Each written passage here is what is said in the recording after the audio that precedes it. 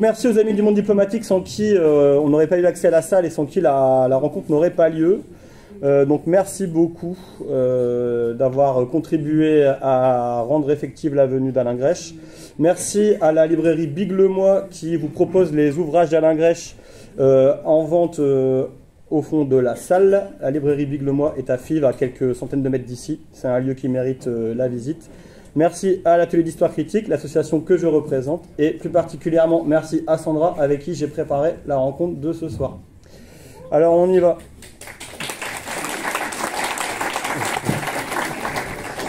Alors je vais présenter l'auteur, même si votre présence nombreux et nombreuses ce soir me font penser qu'a priori ce n'est pas un inconnu pour vous. Alain Grèche est l'ancien rédacteur en chef du Monde diplomatique et l'un des fondateurs et directeurs du journal en ligne Orient21.info et Afrique21.info. Donc deux médias extrêmement importants pour s'informer sur la situation à Gaza et plus généralement en Palestine depuis le 7 octobre, mais même avant en fait, puisque ce sont des médias qui font un travail de veille absolument précieux tout au long de l'année que je vous invite à consulter régulièrement. D'ailleurs, on pourra y revenir. J'ai vu que tu avais publié hier sur ta page Facebook la campagne de soutien aux médias Orient 21. Pour que ces médias continuent d'exister, il faut évidemment qu'on les soutienne massivement. Donc on redira sans doute un mot à la fin de la rencontre de la campagne de dons lancée par Orient 21. Alors on est là aujourd'hui pour parler de l'ouvrage qu'Alain Grèche a fait paraître au début du mois aux éditions Les Liens qui libèrent. Palestine, un peuple qui ne veut pas mourir. Donc c'est un ouvrage qui en fait chronique les 6-7 derniers mois, donc qui court de l'attaque du 7 octobre 2023 jusqu'au mois d'avril à peu près, et qui compile des faits d'actualité, notamment relatifs au traitement médiatique de ce qui se passe à Gaza. En ce qui concerne l'organisation de la rencontre, j'ai préparé 4-5 questions ouvertes et ensuite, je suis sûr qu'il y a plein de gens qui ont envie de poser des questions. Donc on essaiera, si le chrono le permet, de donner la parole à la salle. Mais pour introduire plus en profondeur l'ouvrage, disons que moi j'ai retenu 3 axes principaux dans l'essai que tu nous proposes. Tu parles très largement du double standard assumé et de plus en plus cyniquement assumé en ce qui concerne l'usage du droit international par les pays occidentaux. Et d'ailleurs, au cours de l'ouvrage, il y a quelques points de comparaison qui sont faits avec la situation notamment en Ukraine. Tu nous parles aussi assez longuement de la place assez importante, pour ne pas dire hégémonique, de la propagande israélienne qui sature les espaces médiatiques en Occident depuis l'attaque du 7 octobre, et notamment la place du mensonge assumé, en tout cas en toute connaissance de cause, qui prend une place importante dans le traitement médiatique depuis le 7 octobre. Et il y a une réflexion, enfin, c'est le 3e axe que moi je distingue, sur l'approfondissement de la fracture entre l'Occident et le reste du monde, ce qui me fait dire qu'en fait cet ouvrage aurait pu être sous-titré de quoi la Palestine est-elle le nom en fait, la Palestine qui, pour bon nombre d'observateurs, agit en ce moment, depuis les 6-7 derniers mois, comme un révélateur non seulement de l'effondrement des libertés publiques en Occident, mais aussi, comme tu l'as dit, d'une dérive vers des lectures de plus en plus, qui relèvent de plus en plus de la guerre civilisationnelle entre l'Occident et le reste du monde. Donc ça, on va y revenir plus en profondeur. Alors pour commencer la discussion, je voudrais, de manière assez classique, à ce qu'on s'attarde aux éléments qui constituent la couverture du livre, et notamment déjà le choix du titre, « Un peuple qui ne veut pas mourir ». Donc évidemment, moi j'y vois une double référence. Quand je lis un peuple qui ne veut pas mourir, je vois d'une part un peuple qui ne veut pas mourir dans nos consciences. Il me semble qu'avant l'attaque du 7 octobre, il y avait un effacement relatif du sort des Palestiniens dans la conscience collective. Donc mourir, en fait, ça peut être aussi ça, c'est disparaître à petit feu. Alors a priori, ça paraît pas violent, mais juste on a des gens qui disparaissent de l'agenda médiatique et politique. Et puis évidemment, quand on lit un peuple qui ne veut pas mourir, évidemment, j'y vois une allusion au risque de génocide qui a été pointé dès le mois de janvier par la CPI. Et donc là, on a vraiment une référence à la mort physique en cours, qui est dénoncée par la CPI. Donc ça c'est par rapport au titre, et petite aussi ouverture sur le choix de l'illustration. Alors je ne sais pas si elle relève d'un choix de l'éditeur ou quelle part tu as prise dans le choix de l'illustration. On y voit donc un jeune Palestinien, le visage drapé dans un kéfier avec des pierres à la main. Évidemment, on y lit immédiatement une référence à l'intifada, intifada qui signifie soulèvement en arabe, l'intifada des Palestiniens en 87 puis en 2000. Alors, j'ai trouvé ça un peu intéressant puisque c'est pas une figure contemporaine, celle qui figure en couverture du livre. Hein, c'est pas, on voit pas forcément d'allusion aux événements qui suivent les attaques du 7 octobre, mais évidemment, moi j'y vois cette idée de la résistance constante et acharnée des Palestiniens pour leur dignité et pour leur droit à l'existence tout simplement. Donc une question simple pour débuter. Sur le choix des mots, le choix d'illustration, pourquoi ces choix et voilà, c'est pour rentrer tout doucement dans le vif du sujet. Bien. Tout d'abord, merci aux organisateurs, à l'atelier Critique d'Histoire, à l'Association des Amis du Monde Diplomatique de m'avoir donné la possibilité de vous parler ce soir. Avant de commencer, j'attire l'attention, là on va débattre intellectuellement, politiquement de choses importantes, mais que le génocide se poursuit. Il se poursuit sous nos yeux, et comme le disait l'avocate irlandaise qui défendait l'Afrique du Sud à la Cour internationale de justice, pour la première fois de l'histoire, on a un génocide qui se déroule sous nos yeux, filmé par les victimes qui appellent au secours et on ne répond pas. Et je crois que c'est vraiment important à comprendre qu'il y a une urgence au-delà de tous les débats, une urgence à arrêter ça. Alors on se rend compte que malgré les décisions de la Cour internationale de justice, malgré la Cour pénale internationale, ce génocide se poursuit. Il se poursuit évidemment parce que Israël dispose du soutien totalement inconditionnel des États-Unis et les quelques tiraillements entre Biden et Netanyahou ne pèsent pas. Il faut bien savoir que si les États-Unis décidaient aujourd'hui d'arrêter leur vente d'armes à Israël, la guerre s'arrêterait en 24 heures. Mais elle est aussi possible par l'attitude des dirigeants occidentaux et des dirigeants français en particulier, qui restent qui ont mis un certain temps à dire que c'était pas bien qu'on tuait trop de Palestiniens, etc., mais qui, malgré tout leur vote pour le cessez-le-feu, ne font rien concrètement pour appliquer ce cessez-le-feu. Le seul moyen d'obtenir de cessez-le-feu, c'est des sanctions contre Israël. Et ça, les gouvernements européens pourraient le faire et faire payer à Israël un prix très élevé sur le plan économique et politique par des mesures relativement simples, la suspension de l'accord d'association entre l'Union européenne et Israël, par des sanctions contre les dirigeants, par l'arrêt de la coopération militaire, des ventes d'armes évidemment, de la coopération militaire et sécuritaire avec Israël, par le refus d'accueillir Israël aux Jeux Olympiques. Il y a plein de choses que ne font pas, et ceux qui ne le font, les responsables qui ne le font pas, les responsables français, portent une responsabilité. Et je rappelle que la Convention de 1948 pour prévenir le génocide fait obligation à tous les États et à tous ceux qui peuvent faire quelque chose de prendre des mesures concrètes pour empêcher le génocide. Et demain, je veux dire, on peut envisager tout à fait que non seulement les dirigeants américains, mais aussi un certain nombre de dirigeants européens soient traduits devant la Cour pour non-assistance à un peuple en danger. Sur le choix de la couverture, c'est intéressant, et de l'image en particulier. D'abord, c'est une jeune, enfin, ce n'est pas indiqué, mais c'est une jeune palestinienne. C'est pas un Palestinien. Mais au-delà de ça, je veux dire, ça a suscité un débat avec l'éditeur. Et le premier choix, c'était montrer Gaza détruit. Une image de Gaza détruit. Bon, vous en avez vu, etc. Et puis on s'est dit, c'était totalement en contradiction avec le titre du livre et avec ce qu'on voulait montrer. C'est-à-dire qu'il y a cette résistance permanente des Palestiniens, malgré tout, qui est l'obstacle aujourd'hui à la mise en place de la politique israélienne. Et aussi, c'est-à-dire le livre se voulait un hommage à cette résistance qui existe depuis, qu'on voit dans cette guerre, mais aussi résistance qui est avec la première intifada, la seconde intifada, etc. Et il y a une chose qu'il faut bien comprendre, c'est-à-dire qu'il y a un rapport de force totalement déséquilibré, évidemment, entre Israël et les Palestiniens. Mais une chose qu'Israël n'a pas réussi à faire, et qui est inscrit dans le projet sioniste dès l'origine, c'est l'expulsion de la population locale. Ils ont réussi en 48-49 à expulser 800 000 Palestiniens. Ils ont réussi en 1967 à expulser 300 000, au moment de la guerre dite des 6 jours, à expulser 300 000 Palestiniens. Mais aujourd'hui, sur le territoire historique de la Palestine, il y a autant de Palestiniens que d'Israéliens juifs.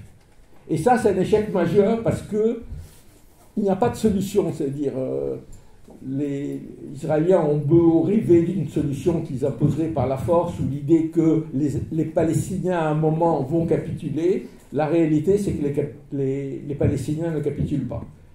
Et le titre de ce livre, c'est pas seulement un hommage par solidarité avec eux, mais c'est aussi la volonté d'affirmer cette réalité sur le terrain, c'est-à-dire qu'il y ait une réalité de la résistance.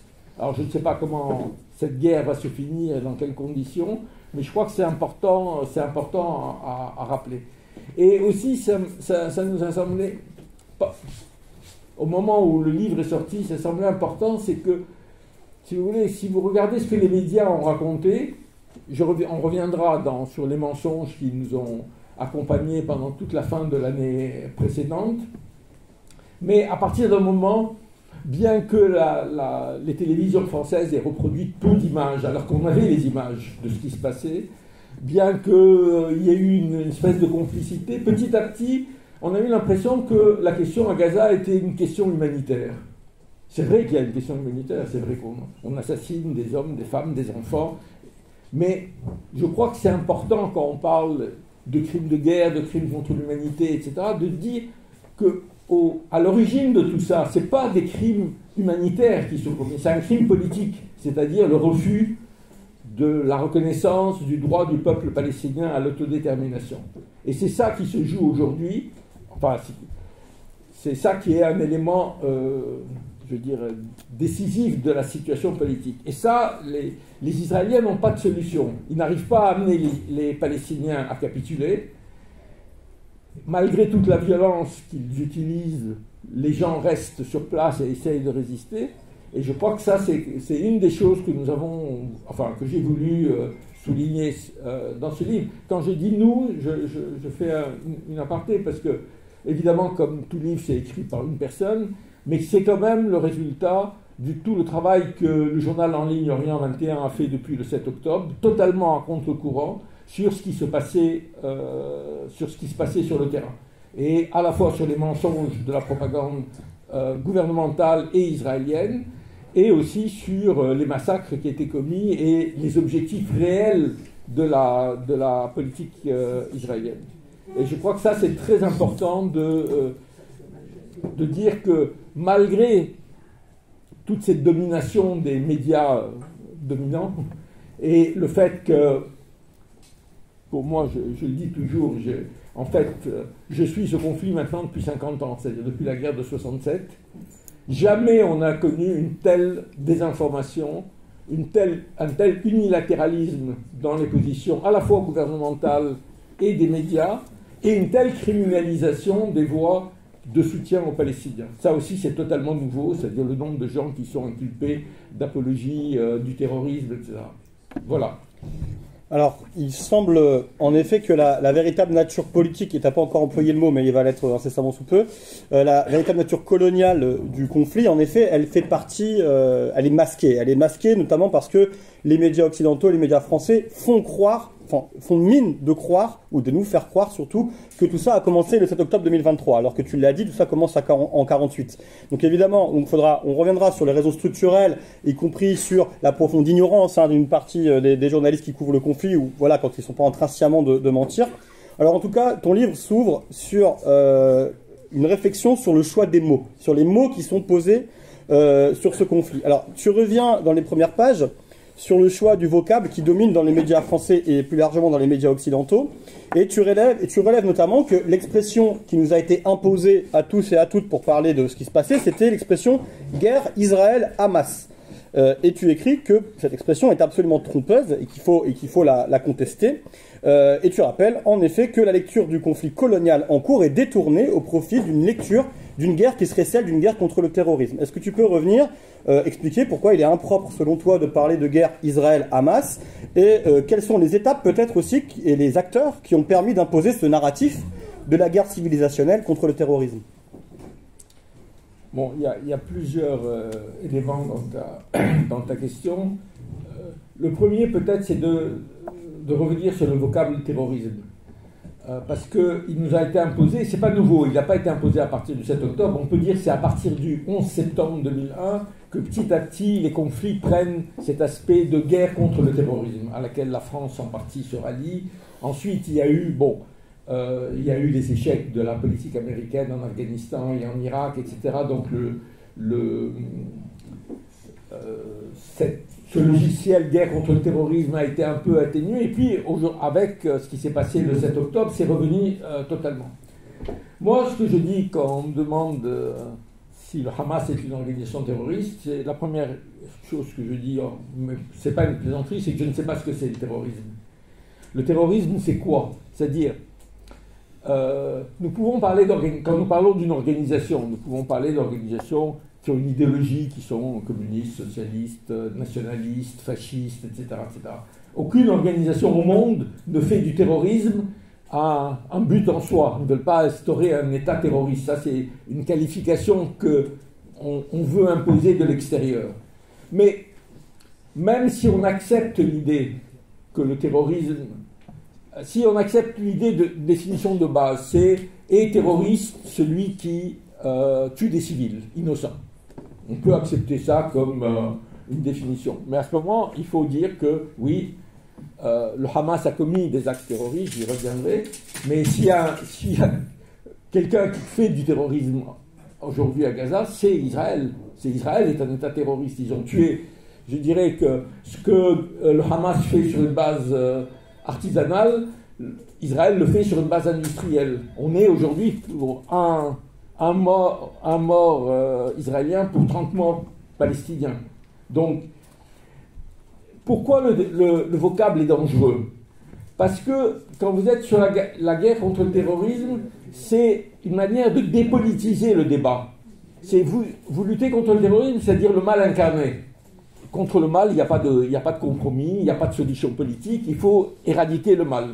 Bon, il y a peut-être des gens qui pensent qu'un jour on éradiquera le mal, hein, à supposer qu'on puisse le définir, mais c'est évident que c'est une manière de dire, c'est qu'il n'y a pas de cause au conflit, sinon le fait qu'ils sont méchants. Ils sont méchants parce qu'ils nous haïssent, parce que nous sommes blancs, parce que nous sommes occidentaux, parce que nous sommes israéliens, parce que nous sommes juifs, etc. Mais il n'y a pas de cause politique à cette haine. Cette haine, elle est vraiment viscérale.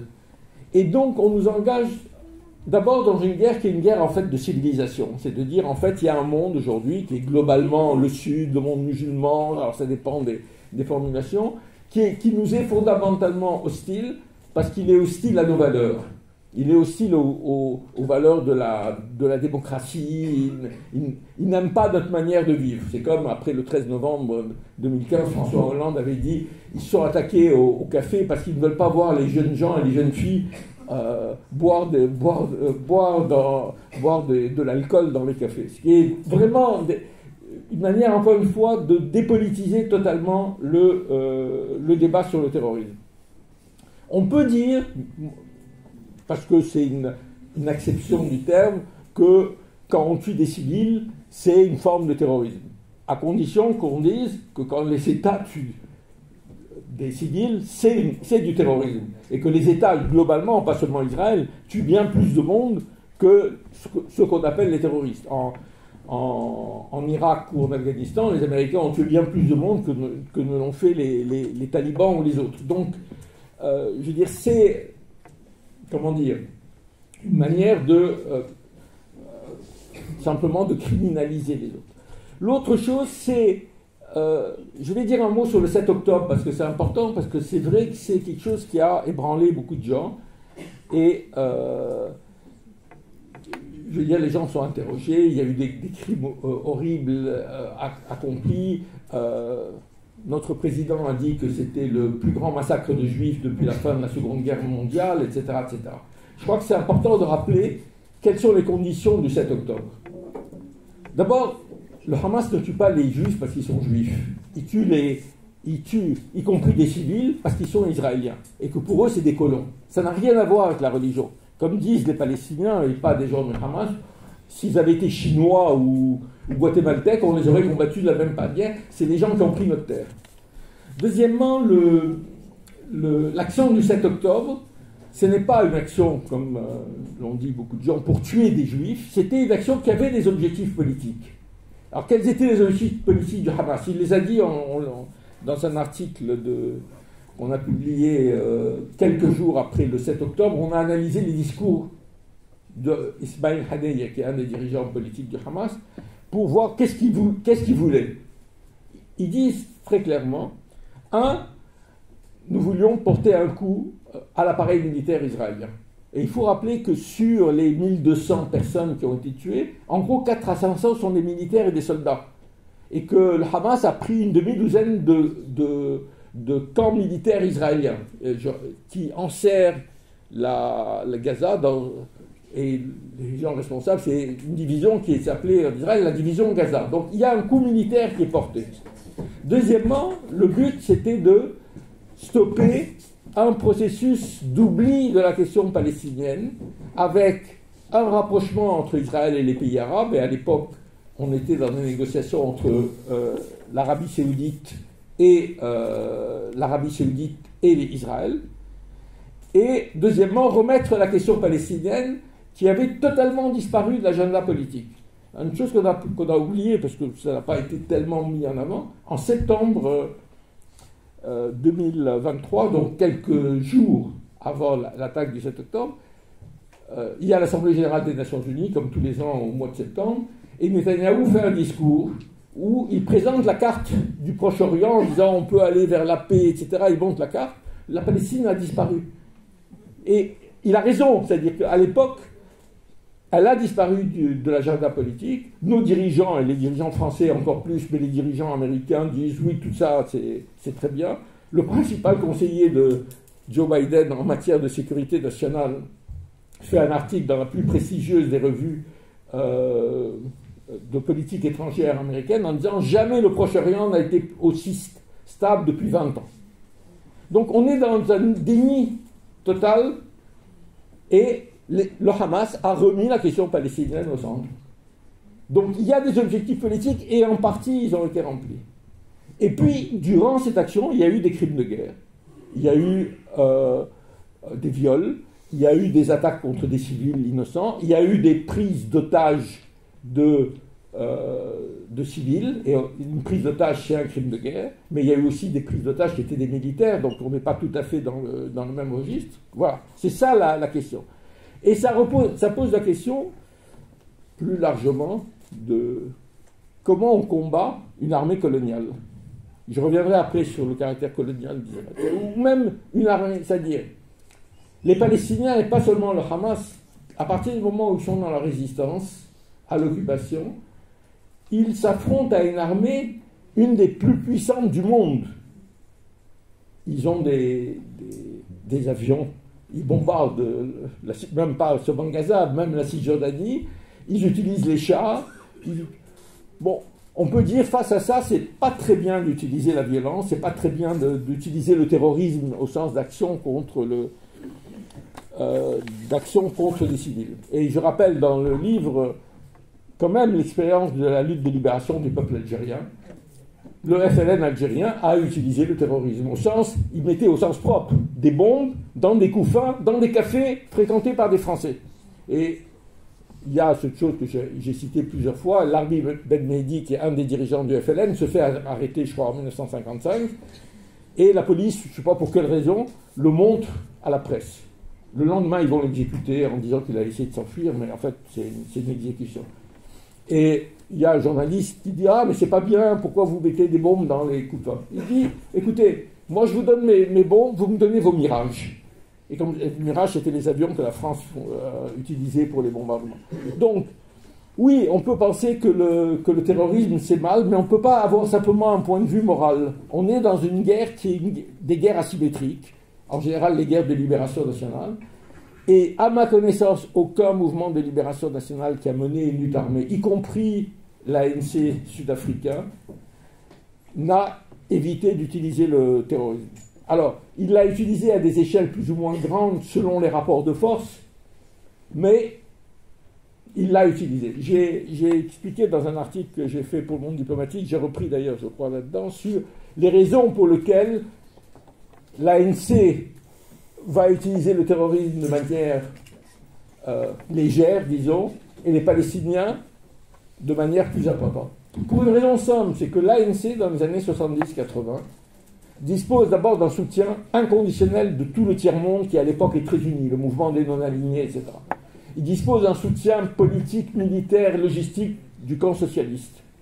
Il dispose du soutien des forces cubaines qui sont en Angola.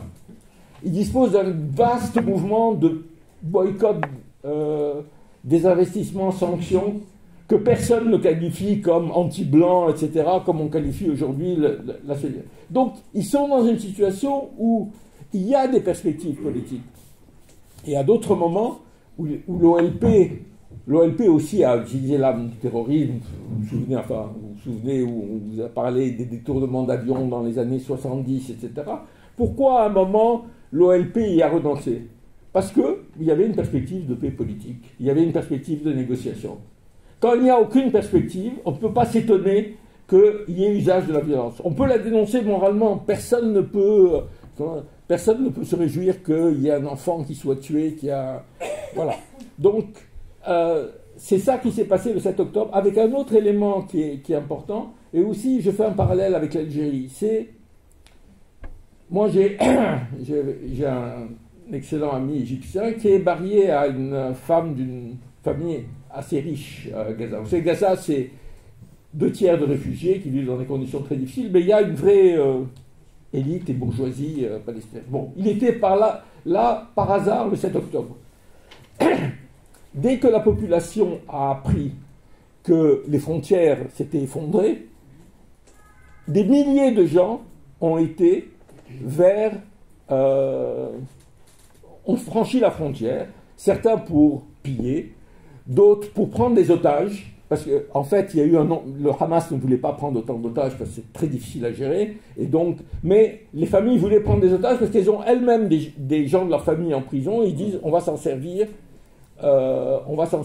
pour échanger avec nos proches qui sont dans les prisons israéliennes depuis des années, qui peuvent rester, qui sont de vrais otages. Et il y a des milliers, il faut le dire, quand on parle d'otages, il y a des milliers de Palestiniens aujourd'hui qui sont en prison sous la forme de ce qu'on appelle la détention administrative, c'est-à-dire qu'ils ne sont pas jugés et c'est renouvelable tous les 6 mois et ils peuvent rester toute leur vie en prison. Bon. Et puis il y a eu des gens qui ont à la fois commis des viols et à la fois tué des civils. Et on voit dans certaines vidéos des gens qui tirent sur des civils qui n'ont rien à voir et qui n'ont rien de menaçant en disant ceci est pour mon frère, ceci est pour mon fils, parce qu'ils ont eu des gens qui ont été tués. Il n'y a pas de justification à tuer des civils. Mais je rappelle dans le livre un incident qui montre qu'il fut une époque où les dirigeants israéliens comprenaient. En 1956, à Gaza, qui est à l'époque sous administration égyptienne, il y a les kibbutz, ceux qui se sont construits aujourd'hui, enfin ceux dont on a parlé depuis le 7 octobre. Et il y a un jeune pionnier, comme il disait, mais armé, qui est pris en otage, enfin qui est capturé par des Palestiniens et qui est massacré, mais vraiment torturé et massacré. Et Moshe Dayan, qui est un des principaux dirigeants militaires israéliens, qui va devenir ministre de la Défense, etc., est chargé de lire le logis, de faire l'éloge de ce jeune. Et quand on lit ça aujourd'hui, on disait, au moins lui, il comprenait. Il parle aux Israéliens, il dit, il faut que vous compreniez. Les gens qui sont de l'autre côté de la frontière à Gaza, c'est les gens que nous avons expulsés en 48-49. Vous êtes en train de travailler leur terre. Vous avez pris leur terre, vous avez pris leur village, et qu'est-ce que vous pensez? Qu'ils vont nous aimer d'amour?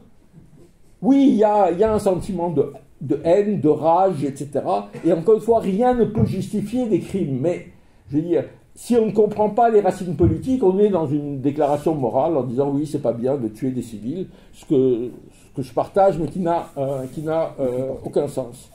Donc voilà ce que je voulais dire sur le 7 octobre et le terrorisme.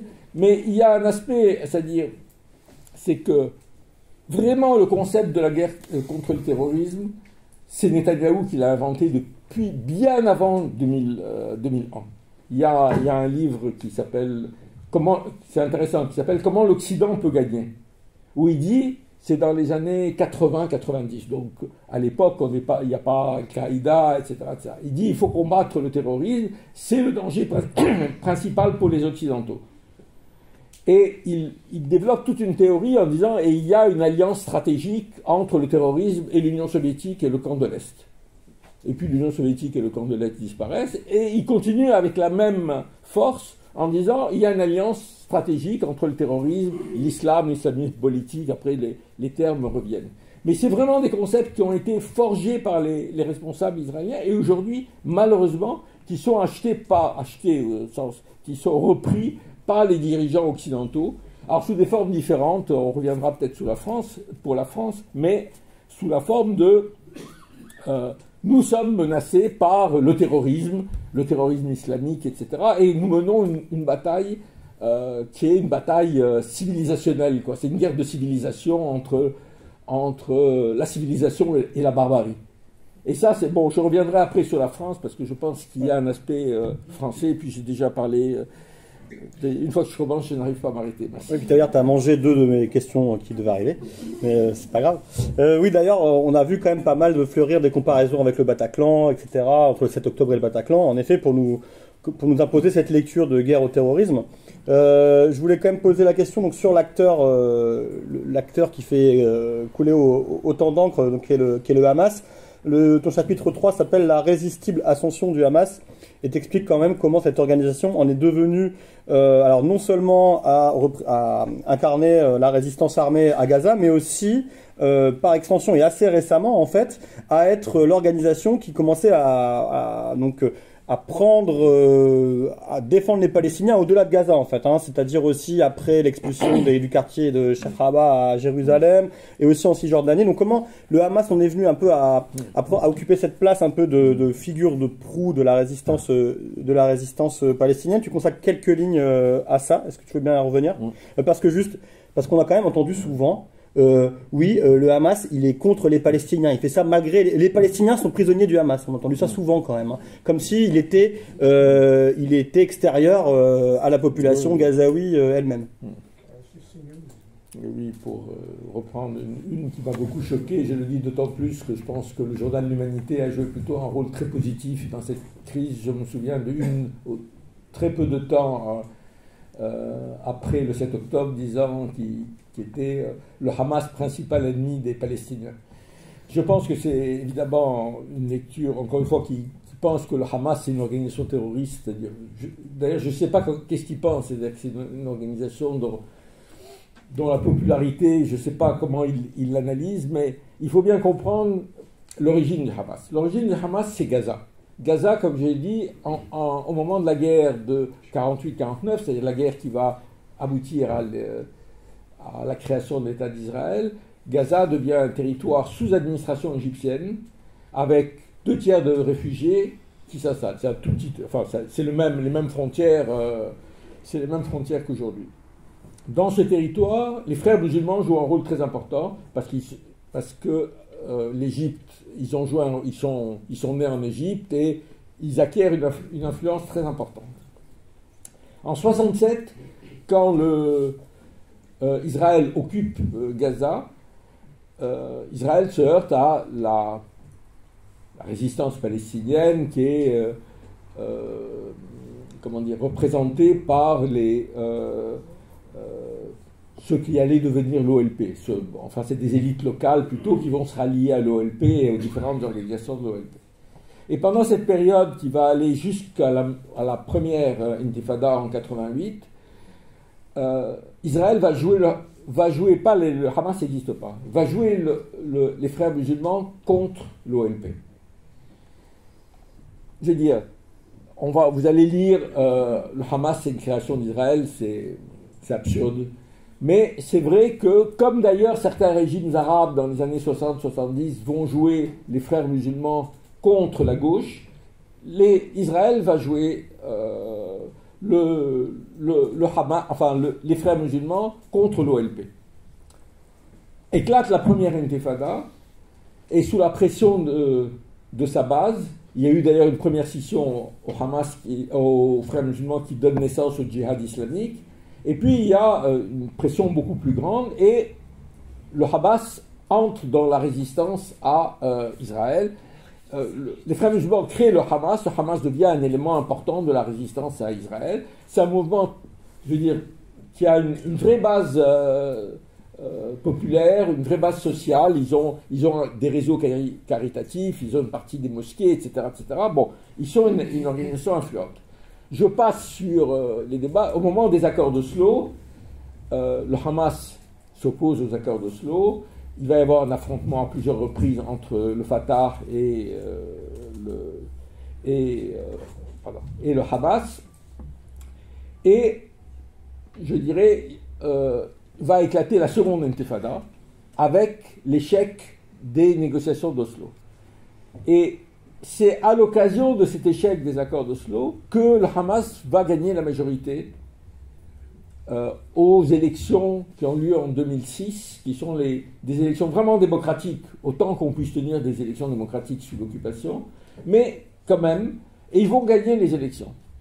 Et c'est intéressant de comprendre pourquoi ils gagnent les élections, parce que ça permet d'éclairer ce qui se passe aujourd'hui. Ils gagnent les élections, d'abord parce que en plateforme électorale, ils vont adopter une ligne politique assez modérée, c'est-à-dire sur la recherche d'une solution politique, diplomatique, y compris, ils vont changer un peu leur discours concernant la place des femmes, etc., etc. Mais surtout, ils vont gagner pour une raison simple, c'est qu'il y a deux forces principales, le Fatah et le Hamas. Le Fatah a fait le pari à partir de 1993 de la solution politique et diplomatique. Nous allons négocier et à l'issue de ça, il y aura un État palestinien. Ils ont négocié, ils ont échoué, et comme dans n'importe quel pays, le parti qui a échoué perd les élections. C'est pas parce que les Palestiniens sont devenus soudain beaucoup plus fanatiques à l'égard de Hamas ou de l'idéologie islamique, etc. C'est pour une raison très simple. Et il faut bien comprendre que ce que j'ai dit tout à l'heure sur le terrorisme, quand vous fermez toutes les portes de la négociation, ne vous étonnez pas que les portes explosent. Voilà, c'est aussi simple que ça. Et alors, pendant cette période, il y a eu en plus un affrontement entre le Fatah et le Hamas, qui a abouti au fait que le Fatah contrôle la Cisjordanie et le Hamas contrôle Gaza. Et Israël s'est retrouvé face à ce double pouvoir palestinien, dont Netanyahou a compris tout de suite qu'il était dans son intérêt. C'est-à-dire qu'il fallait empêcher à tout prix qu'il y ait l'unité entre le Fatah et le Hamas. Et donc toutes les négociations... Enfin, ils vont tout faire pour faire échouer les négociations. Et ils ne sont pas les seuls responsables. Je veux dire, le Fatah et le Hamas portent des responsabilités dans cet échec, dans leur incapacité à s'unir. Bon. Mais ils vont tout faire. Et en partie... on l'a su, enfin, c'est sorti avec force après le 7 octobre. Il y a des déclarations de Netanyahou à ses ministres qui ont été rendues publiques par la presse israélienne, qui dit ceux qui sont hostiles à la création d'un État palestinien doivent nous permettre d'envoyer de l'argent à Gaza. À l'époque, c'est l'argent, enfin, comment dire, comme j'ai dit, Gaza est un territoire pauvre, il y a besoin d'argent extérieur. Le Qatar était prêt à donner cet argent, mais ceux qui ont permis que cet argent arrive, c'est le gouvernement israélien avec ce but totalement cynique. C'est-à-dire, ce n'était pas tellement pour aider les Palestiniens, mais c'était pour maintenir la division. Et donc, cette division s'est maintenue. Les Israéliens ont cru qu'ils allaient pouvoir... gérer le Hamas. Alors, tous les 2 ans, il y avait, bon, vous vous souvenez, 2008, 2009, 2014, 2012, 2021, je ne me souviens même plus les dates. Il y a ce que les Israéliens, l'armée israélienne appelait raser le gazon, C'est-à-dire qu'ils faisaient une offensive, ils expliquaient qu'ils avaient tué plein de chefs terroristes, etc., etc. Mais ils ne voulaient surtout pas renverser le Hamas. Et ils disaient, on peut gérer, ce sont des gens réalistes, on va gérer, et puis bon. Le problème, c'est que ce qui est ingérable, ce n'est pas le Hamas, le Fatah, etc. Ce qui est ingérable, c'est l'occupation. Il n'y a pas d'exemple dans l'histoire où les peuples ne résistent pas à une occupation étrangère. Et quand on regarde, il y avait des sondages très bien faits. Il y avait un institut palestinien qui fait des sondages très, très fiables en Cisjordanie et Gaza. Avant la veille du 7 octobre, les gens étaient très critiques du pouvoir du Hamas. C'est-à-dire du pouvoir au sens de gestion de la bande de Gaza. Ils trouvaient que c'était mal géré, que c'était corrompu, etc. Ce qui était en partie vrai, mais la réalité, c'est que personne ne pouvait gérer Gaza. C'est 2,5 millions d'habitants, il n'y a pas de ressources, il y a un blocus imposé par les Israéliens, etc. Mais ça a suscité un mécontentement en général. Mais qu'en même temps, quand on interrogeait les gens, ils disaient le Hamas, c'est la résistance. Pour eux, c'était le symbole de la résistance. Et ils étaient grés au Hamas de représenter cette résistance. Voilà ce qu'il y a à dire sur le Hamas. Un dernier mot, c'est de dire qu'à plusieurs reprises déjà, il y a eu des accords entre le Hamas et le Fatah, qui n'ont pas abouti pour des raisons sur lesquelles je peux revenir, mais dans lesquels il y avait accord du Hamas pour dire nous acceptons un État palestinien en Cisjordanie et Gaza. Nous acceptons que l'OLP négocie ça et nous ne nous opposerons pas à une telle solution. Donc, ils sont pas non plus, il ne faut pas les prendre pour des idéologues fous, ils sont des gens réalistes. En plus, comme parfois les mouvements religieux, comme ils sont convaincus que Dieu est avec eux, donc l'histoire tranchera, et donc ils ne sont pas pressés d'aboutir à une solution. Donc, ils se disaient, bon, s'il y a un État palestinien, nous ne sommes pas contre cette solution. Donc il y avait des possibilités, mais qu'en face, il n'y a personne qui était prêt à négocier. Et c'est important à rappeler aujourd'hui, parce que aujourd'hui, on se focalise sur Netanyahou, mais franchement, 80% de l'opposition, c'est pas mieux en Israël. C'est-à-dire, tout le monde se mobilise contre Netanyahou parce que, c'est un voyou politique. C'est-à-dire, c'est un type d'un cynisme total, et ça, mais c'est un excellent politicien. Il manipule tout le monde, etc., etc. Mais quand on vient à la question, est-ce que vous êtes d'accord avec un État palestinien? Est-ce que vous êtes d'accord avec les opérations contre Gaza? Il y a un consensus de toutes les forces politiques. Et ça aussi, il faut en tenir compte pour l'avenir. Alors, tu as utilisé une expression sur laquelle j'aimerais qu'on s'arrête quand même parce qu'elle est assez affolante. Tu rappelles dans le livre ces mots de l'armée israélienne qui, pour qualifier ses raids réguliers contre Gaza, parle de raser le gazon. Alors, j'aimerais quand même qu'on prenne conscience à quel point cette expression est déshumanisante. Et j'en viens à ce que tu qualifies au chapitre 3 de génocide d'atmosphère par les mots qui sont utilisés dans les médias en France et plus largement en Occident. Alors, cette expression de génocide d'atmosphère, tu l'utilises pour rendre compte de la libération de la parole haineuse à l'encontre des Palestiniens dans l'espace médiatique français. Tu expliques que cela passe d'abord, au lendemain du 7 octobre, par la diffusion systématique d'informations mensongères, qui nous sont pourtant à tous et à toutes parvenus ici, qui étaient destinées à augmenter, qui étaient destinées à édifier le Hamas en mal absolu. Donc vous vous rappelez de ces fausses informations sur les bébés en cage, les bébés décapités, les accusations de viol collectif le 7 octobre, etc. Des mensonges qui ont été relayés partout, y compris par la présidence américaine, puisque Biden a même dit en personne le 18 octobre 2023 avoir vu des photos d'enfants attachés ensemble, brûlés, exécutés, photos qui n'existaient pas. Donc c'est pour dire jusqu'à quel niveau le mensonge, le niveau de mensonge s'est installé dans nos pays. Donc tu expliques qu'en fait évidemment tout ça c'est un but. Il a fallu travailler les opinions publiques occidentales pour justifier très rapidement les objectifs de guerre d'Israël en construisant ce récit de la légitime défense et donc en occultant tout à fait toutes les années d'occupation, donc ce qu'on disait tout à l'heure, tout ce qui précède le 7 octobre. Donc le récit de la légitime défense qui nous a été imposé.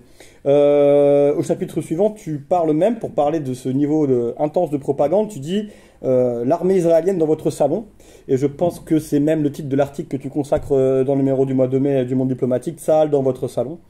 Donc l'autre volant, c'est, bon, alors dans l'espace médiatique français, s'il n'est pas totalement mis au pas, bon, on est quand même pas très loin, mais pour les quelques brebis galeuses qui ont essayé de faire leur travail et de parler correctement de ce qui se passait, on pense au journaliste Mohamed Kassi de TV5 Monde ou de l'humoriste Guillaume Meurice sur France Inter, bah, évidemment, tout le monde, contre cela, l'accusation d'antisémitisme a été utilisée à tort et à travers. Donc la question est la suivante. Pourquoi une telle facilité à reprendre massivement les mensonges de l'armée israélienne qui sont sécrétés, clé en main quasiment par l'armée israélienne? Pourquoi une telle facilité à reprendre et répandre ces mensonges dans nos médias? Qui sont, si on peut identifier quelques acteurs peut-être qui incarneraient les relais de ces fausses affirmations? Et comment expliquer que les médias français soient à ce point en ordre de bataille derrière Israël? Bon. Oui, le terme de génocide d'atmosphère, pour ceux qui le connaissent, c'était un clin d'œil ironique à la formule de Gilles Kepel disant qu'il y avait en France, régnait en France un terrorisme d'atmosphère, c'est-à-dire d'atmosphère favorable au développement du terrorisme.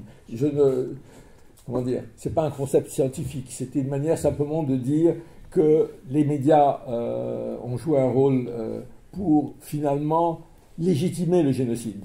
Et ça, c'est très important. Alors d'abord, ils ont pu jouer ce rôle parce que globalement, le récit qui nous a été imposé dès le 7 octobre, c'est celui de la guerre contre le terrorisme. C'est-à-dire que la grille d'analyse à travers laquelle vous lisez un conflit, elle est très importante. C'est pas seulement les faits, on peut allier 1000 faits pour justifier la... Si l'idée, c'est que Israël est en guerre contre le terrorisme, comme l'Occident est en guerre contre le terrorisme, Israël est notre allié. Et dans cette guerre, c'était clair, c'est-à-dire nous étions aux côtés d'Israël comme si c'était une nouvelle guerre mondiale dans laquelle que nous menions ensemble contre le terrorisme. Et ça me permet de dire quelque chose sur la politique française.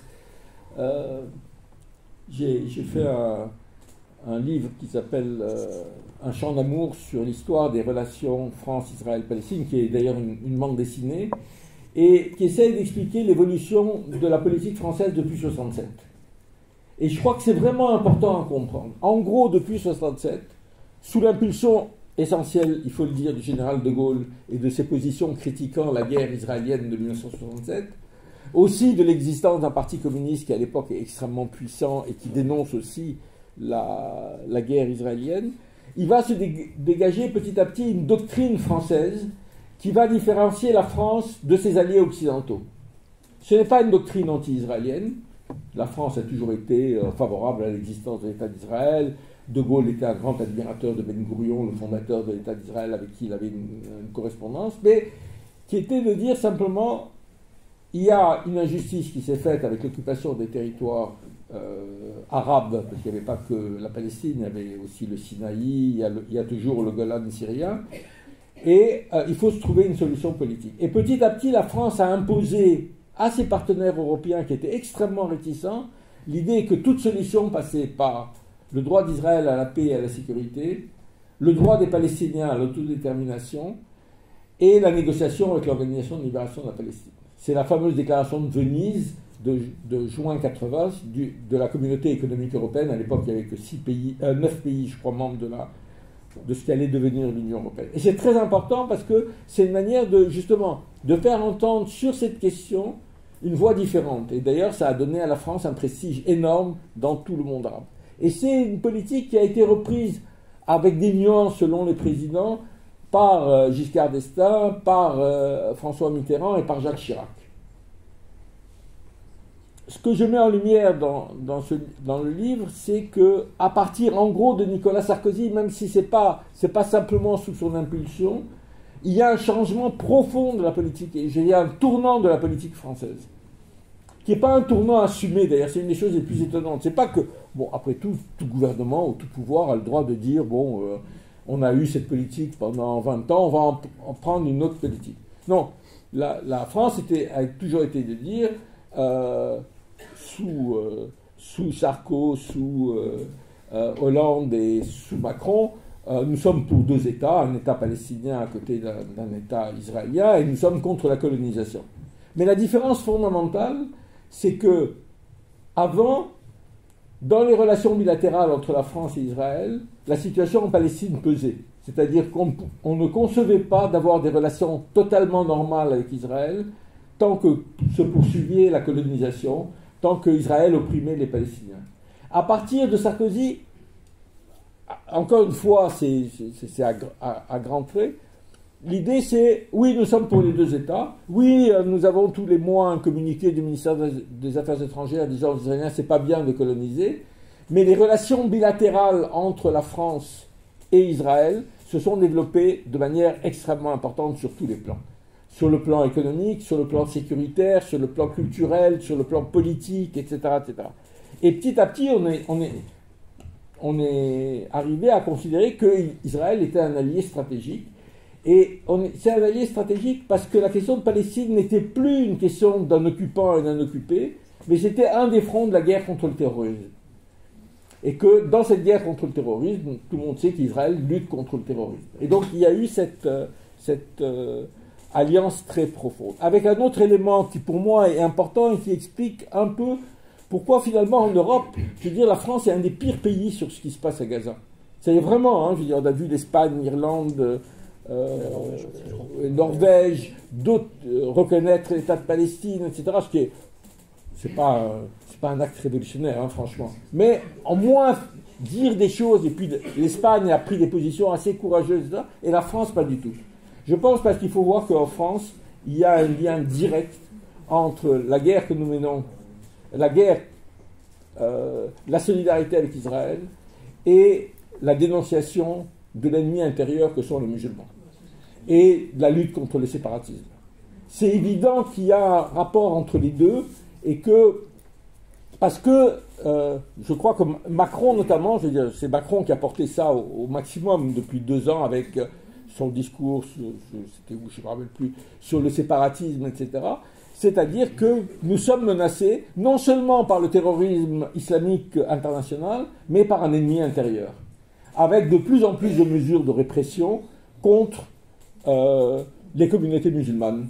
On n'a jamais fermé autant d'associations, fermé autant de mosquées, etc., en appliquant 2 poids, 2 mesures totalement. Je veux dire, on l'a vu avec le cas c'était dans votre département, du lycée Averroès, du lycée Averroès, et le cas du lycée Stanislas, c'est-à-dire ce qu'on passe au lycée Stanislas, la moindre petite erreur, le moindre livre qui se trouve dans la bibliothèque qui pose problème, on s'en sert pour couper les fonds à ce lycée Averroès. Et donc je crois que c'est ça en partie qui fait que il y a ce durcissement de la position. Je ne sais pas si vous avez vu, je crois aussi d'ailleurs c'est un travail qui a été fait par des universitaires de Lille.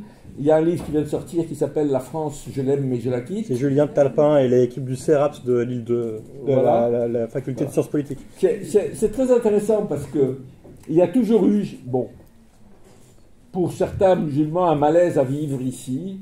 Et dans les années 80-90, il y avait un petit mouvement de gens qui allaient au Qatar, etc., parce qu'ils voulaient vivre en terre musulmane.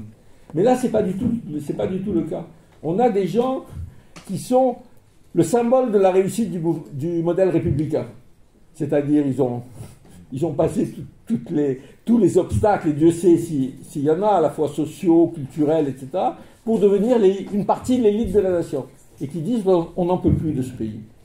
On est sans cesse interrogé sur le fait d'être musulman, sur le fait pourquoi tu bois pas de vin, et pourquoi tu fais le ramadan, et pourquoi et t'as beau, tu as beau donner toutes les garanties que tu es un bon républicain, à la fin on va dire, ah oui, mais c'est l'attaquer, la dissimulation des musulmans. C'est une situation qui est impossible. Et ces gens, où ils vont pas en terre musulmane, ils vont au Royaume-Uni, ils vont au Canada, ils vont aux États-Unis.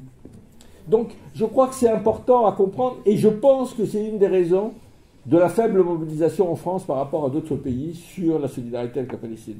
C'est vrai qu'hier, ça a été une manifestation importante, c'est la plus importante, mais c'était 10 000 personnes. Je veux dire, à Londres, il y a des centaines de milliers de personnes. En Espagne, il y a des centaines de milliers de personnes. Et cette espèce de confusion qui malheureusement gangrène, y compris une partie de la gauche, fait que c'est très difficile de développer un mouvement de solidarité avec les Palestiniens, parce que vous êtes accusés d'être... si aujourd'hui vous êtes solidaire des Palestiniens, c'est que vous êtes un agent du Hamas, c'est que des islamistes, etc. etc. Je pense, mais peut-être que je me trompe, que tu n'as pas répondu à ma question sur le rôle des médias, et surtout sur la place du mensonge systématique. Est-ce que tu dis un mot? Est-ce que j'avance? Non, bon, comme j'ai dit, il y a eu au départ tout un discours autour du 7 octobre dont on sait aujourd'hui qu'il est totalement faux. C'est-à-dire les 40 bébés, la femme éventrée, le bébé dans le four, etc. etc. Bon, qui évoquait des choses, évidemment, le génocide des Juifs, et bon, c'est pour ça aussi que notre président parle du plus grand massacre de Juifs, etc. etc. Ces mensonges, les 40 bébés, c'est-à-dire aujourd'hui on dit on ne sait pas d'où ça vient. J'explique dans le bouquin qu'il y a eu le 10 octobre une vidéo du ministère israélien des Affaires étrangères autour de cette affaire des 40 bébés. Donc c'est pas du tout une invention. Il y a eu une autre chose qui a circulé, elle a moins circulé, mais elle existait, on voit une espèce de vidéo où on voit 4-5 enfants en cage. Et on dit que c'est des enfants qui ont été mis en cage par le Hamas. Je cite un débat, je ne sais plus sur quelle chaîne, je ne me rappelle plus, où il y a Georges Bensoussan, qui est historien, entre guillemets, reconnu du conflit, qui dit... Non, il ne dit pas, bon, c'est terrible ce qui s'est passé, il dit, j'ai appelé et on m'a confirmé que c'était vrai. Et c'est devenu à tel point qu'aujourd'hui, quand vous discutez encore avec les gens, il y a encore des gens qui vous disent « Mais les bébés décapités, quand même, le Hamas, c'est vraiment des barbares. Ils ont fait des choses barbares, hein, c'est pas... » Mais récemment, il y a eu un procès à propos justement de l'apologie du terrorisme. Il y a les avocats, c'était le CRIF qui portait plainte, il dit « Les bébés égorgés, etc. » Mais comme tu dis, Biden dit « J'ai vu des photos. » C'est quand même, et il y a un moment où je me dis, il y a le mensonge délibéré, et puis il y a le fait que finalement, vous finissez par y croire, parce qu'il y a tellement de choses que, bon, ça apparaît crédible, quoi, ces mensonges. Et l'autre, c'est-à-dire ça a permis, effectivement, en plus, pendant toute cette période, il y a une espèce, en tous les cas, les 3 premiers mois, de monopolisation de la parole par les gens qui voulaient défendre Israël. Et puis, si par hasard vous étiez invité sur France Inter, France Culture, etc., je vous rassure, ça ne m'est jamais arrivé, vous étiez sommé de dire est-ce que le Hamas est une organisation terroriste? Est-ce que vous condamnez le Hamas? Et quoi, il y a certains qui disaient, mais enfin, ils le disaient sur les réseaux sociaux, il faut demander aux journalistes s'ils condamnent les crimes commis par l'armée israélienne. Ça, c'est jamais demandé.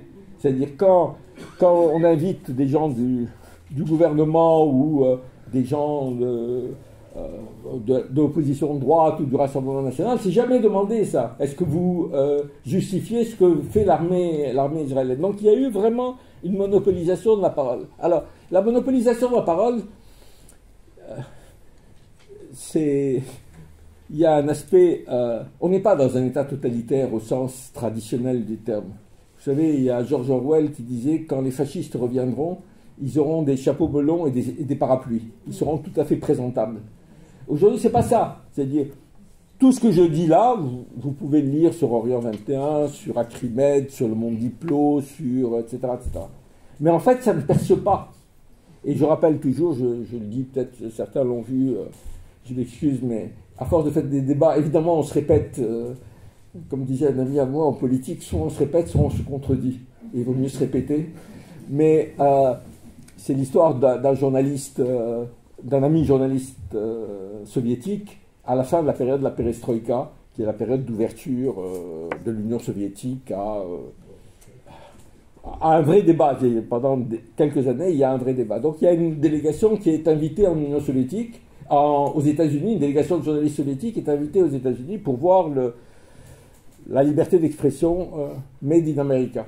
Donc ils font le tour de toutes les villes américaines. Vous savez, dans chaque ville, il y a un grand quotidien national, il y a des télévisions, etc. Ils reviennent à Washington et ils rencontrent la direction, je crois que c'est le syndicat des journalistes, et le syndicat des journalistes leur dit « Et alors, qu'est-ce que vous pensez de notre système ?» Il y a un journaliste soviétique qui dit « C'est extraordinaire.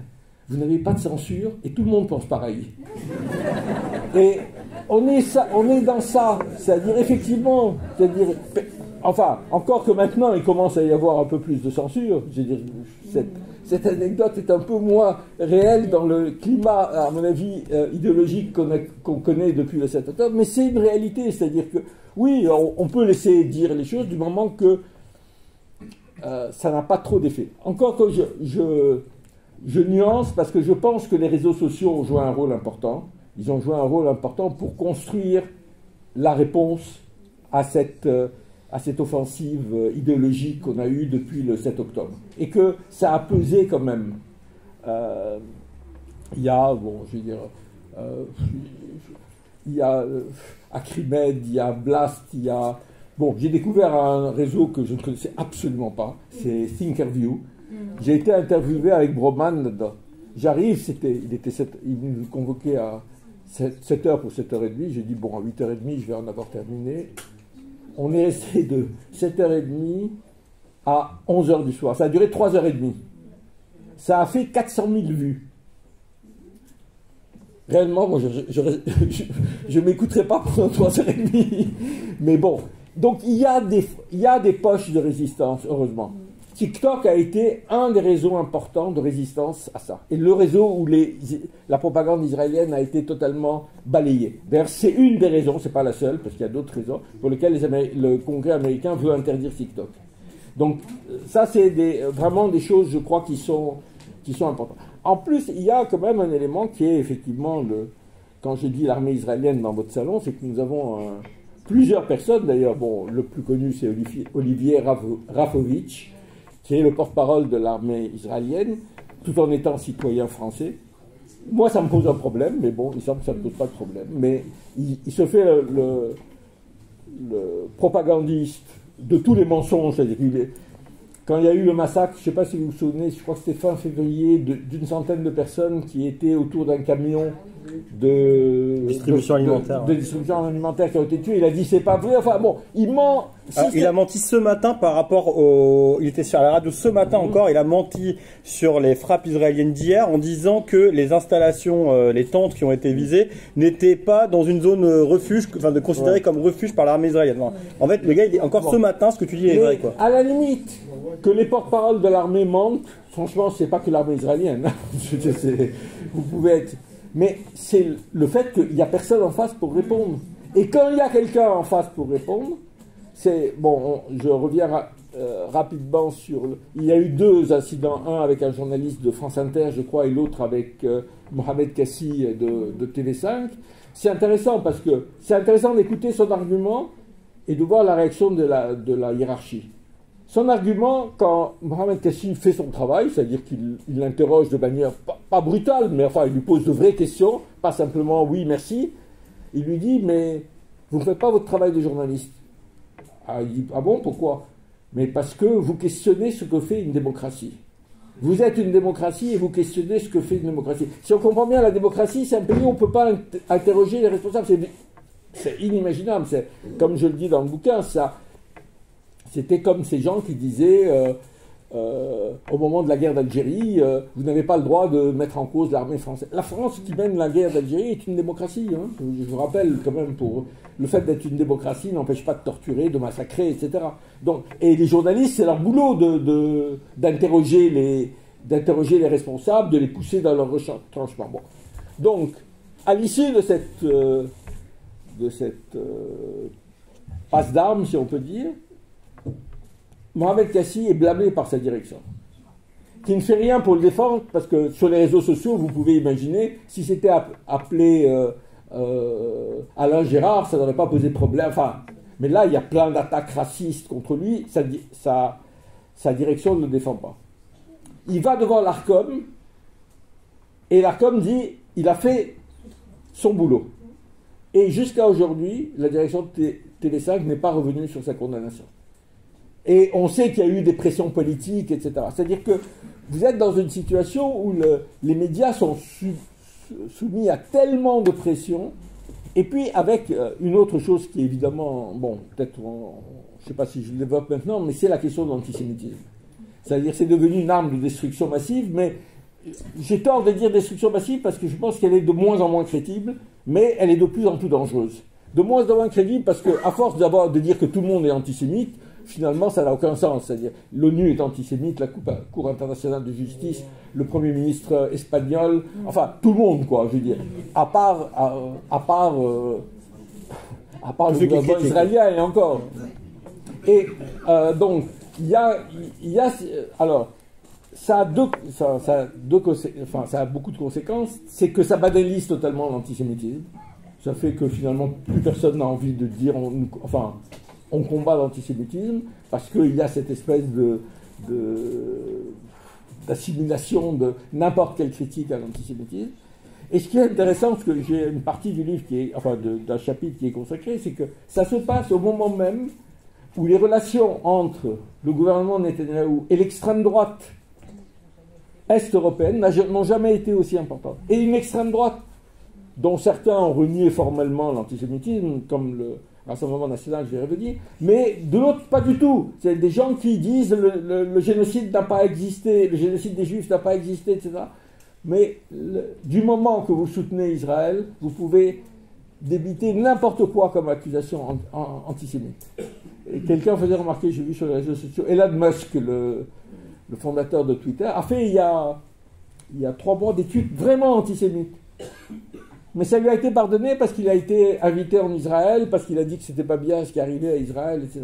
Donc là, il y a vraiment quelque chose de dangereux parce que l'antisémitisme traditionnel est complètement banalisé. Alors c'est vrai qu'il y a un antisémitisme qui se cache quelque part derrière le soutien aux Palestiniens. Je veux dire, vous avez des gens comme Alain Soral ou d'autres, je veux dire, c'est des vrais antisémites et ils méritent d'être combattus. Mais là, c'est pas du tout ça la question. L'antisémitisme de droite, l'antisémitisme traditionnel, qui n'a jamais été totalement éradiqué, aujourd'hui, je veux dire, il est blanchi. Et il restera quand même, et je termine là-dessus, quand même, ce qui restera en politique intérieure du 7 octobre, c'est le fait que le Rassemblement national a été adoubé par l'ensemble de la classe politique à l'occasion d'une manifestation contre l'antisémitisme. On croit rêver. Je veux dire, on sait très bien que la presse qui fait un peu d'enquête sait que dans l'entourage de Marine Le Pen, il y a plein de gens qui sont antisémites, etc., mais ils sont blanchis. Mais ils ne sont pas blanchis seulement par Marine Le Pen et la direction qui veut se faire une virginité, si on peut dire, mais ils sont blanchis par les commentateurs et par les politiques eux-mêmes. Et d'ailleurs, je veux dire, aujourd'hui, quand on voit notre président de la République dire l'ennemi c'est Marine Le Pen, mais c'est lui sa politique qui fait de Le Pen l'adversaire, qui fait de Le Pen lui donne un poids qu'il n'a pas. Voilà. Oui, d'ailleurs, même en fait, sur la séquence des 6 derniers mois, les coups ont plu davantage sur la France Insoumise et Jean-Luc Mélenchon que sur Marine Le Pen sur ces questions-là. Absolument. Et évidemment, il faut trouver la cause de tout ça dans le réel soutien qui est aujourd'hui porté par ce parti à ce qui se passe à Gaza. Juste quelques remarques avant de poser ma dernière question. Ça, c'est pour vous prépariez les vôtres ensuite. Tu as parlé de Georges Bensoussan en tant qu'historien qui a menti sur un plateau de télé, mais en fait je pense que Bensoussan c'est l'incarnation de ce que tu disais, de la convergence coloniale entre l'islamophobie qui est devenue systémique en France sur la scène intérieure et le soutien aux puissances impérialistes, parce que Georges Bensoussan il ment pas seulement pour couvrir les crimes de l'armée israélienne, il est aussi l'un des théoriciens de ce qu'on a appelé le nouvel antisémitisme, qui postule qu'aujourd'hui les antisémites en France c'est les musulmans, et qui blanchit donc du coup toute la vieille extrême droite, etc. Donc Georges Bensoussan il a commis un documentaire qui s'appelle Prof en territoire perdu de la République. Ne regardez pas ça, ça va vous brûler les yeux, mais c'est la théorie de la guerre civilisationnelle. Dans ce documentaire, il y a un de ses copains sociologues qui dit que les musulmans têtent l'antisémitisme avec le lait de la mère, le lait de leur mère en fait. Donc c'est des gens qui sont dangereux, hein, c'est des entrepreneurs de haine qui n'apparaissent pas comme ça du jour au lendemain. On peut même se demander si c'est pas précisément pour ça qu'ils sont invités sur les plateaux. Ensuite, juste, je vais faire un aparté avec une autre situation coloniale. C'est-à-dire qu'il y a des choses qui ont percé sur TikTok pour relier des vidéos et des informations. Je voulais juste faire une remarque que que la première chose qu'a fait l'État colonial français pour réprimer la révolte des Kanaks, c'est de couper TikTok.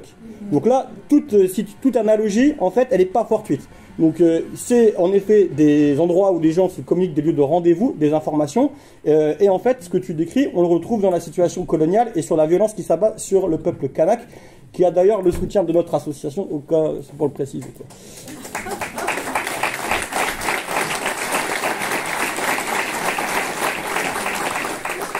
On va terminer avec une dernière question, donc justement sur, à l'échelle globale, sur ce qu'entraîne la posture de l'Occident aux côtés d'Israël. Tu écris que les puissances occidentales s'identifient à Israël pour plusieurs raisons. D'abord parce que c'est un morceau d'Occident au Proche-Orient, ensuite parce qu'ils perçoivent encore Israël comme une démocratie, alors une démocratie au moins pour ses citoyens juifs, hein, c'est moins évident pour les autres, hein. On se rappelle quand même que Amnesty International et d'autres considèrent qu'il s'agit en fait d'un état d'apartheid, surtout, on sait pourquoi l'Occident, tu l'as dit, hein, s'identifie à Israël, parce que ses ennemis sont les musulmans, hein. Donc tu parles de convergence coloniale pour caractériser les prises de position des pays occidentaux. Et ça, en fait, à la fin du livre, tu t'inquiètes de ça, tu t'inquiètes de ce divorce grandissant entre l'Occident et le Sud global, avec une petite nuance quand même, tu l'as dit, il y a des manifestations de la jeunesse en Occident, notamment à Londres, hein, qui sont massives à Londres et ailleurs en Europe. C'est vrai que la France, c'est un peu malheureusement un contre-exemple. Alors il faudrait quand même dire qu'elles ont été réprimées, hein, les manifestations en France, hein, quand même, de manière systématique. Hein. Donc il ne faut pas non plus perdre de vue. Voilà, donc est-ce que tu peux revenir sur cette fracture que tu anticipes? Et si on devait juste changer un petit peu de perspective, d'un point de vue du Sud global, qu'est-ce qui fait que la cause palestinienne en est venue à incarner symboliquement celle qui unit les peuples du Sud? Est-ce que tu peux dire un mot là-dessus? Puis après, on laissera la parole à la salle. Bon. Une des raisons pour lesquelles j'ai écrit ce livre, c'est ça. C'est-à-dire, au-delà du drame que vivent les Palestiniens, et qui est toujours, chaque jour, un peu plus horrible, et du fait qu'il est plus urgent que jamais de mettre un coup d'arrêt à ça, il y a l'idée que dans cette guerre, ce qui se joue, c'est autre chose simplement que le sort de Gaza, ou même le sort de la Palestine, c'est le sort du droit international et du monde dans lequel nous allons vivre. D'une certaine manière, on avait pu observer ça au moment de l'affaire ukrainienne. Ce qui est intéressant dans l'affaire ukrainienne, c'est que les clivages ne sont pas les mêmes que ceux qu'on a aujourd'hui, mais en gros, la plupart des pays avaient condamné l'invasion russe de l'Ukraine, mais avaient refusé, à part les pays occidentaux, avaient refusé de prendre des mesures de sanctions. Pourquoi? Pour une raison très simple. L'argumentation en général était celle que vous défendez l'Ukraine pour des raisons que nous comprenons, géopolitiques, parce que c'est l'Europe, mais pas pour des raisons de principe, pas pour le droit international. Si vous défendiez l'Ukraine pour le droit international, il y a longtemps que vous auriez fait quelque chose sur la Palestine. Et là, on a l'exemple le plus éclatant du double discours occidental. D'ailleurs, quelque part, c'est même plus un double discours. C'est-à-dire que petit à petit s'installe l'idée que, je n'ai peut-être pas assez développé sur ce qui s'est passé après le 11 septembre, c'est que quand vous combattez les barbares, vous ne pouvez pas leur appliquer les lois normales de l'humanité. D'abord parce qu'ils ne sont pas des êtres humains, comme disent les dirigeants israéliens, c'est des animaux humains. Et donc, vous avez un monde divisé, le monde de la civilisation, où on applique les lois, et puis celle où, face aux barbares, on n'applique pas les lois.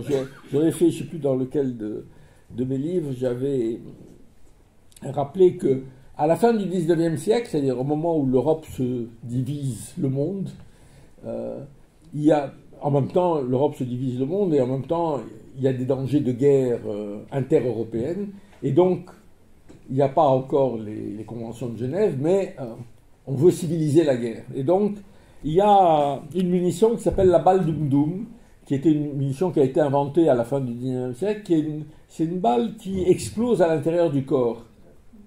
Et on trouvait ça vraiment... c'est pas bien, quoi. Et donc, je ne me rappelle plus où se réunissent les pays européens. Qu'est-ce qu'ils décident? Ils décident d'interdire les balles Dum Dum, sauf pour les animaux et les colonies. Et c'était l'idée, il y a un géopoliticien allemand que je cite aussi une fois, je ne sais pas si je ne l'ai pas recité ici, qui dit si on essaie d'appliquer le droit international aux peuples africains, c'est vraiment qu'on n'a rien compris au monde, quoi.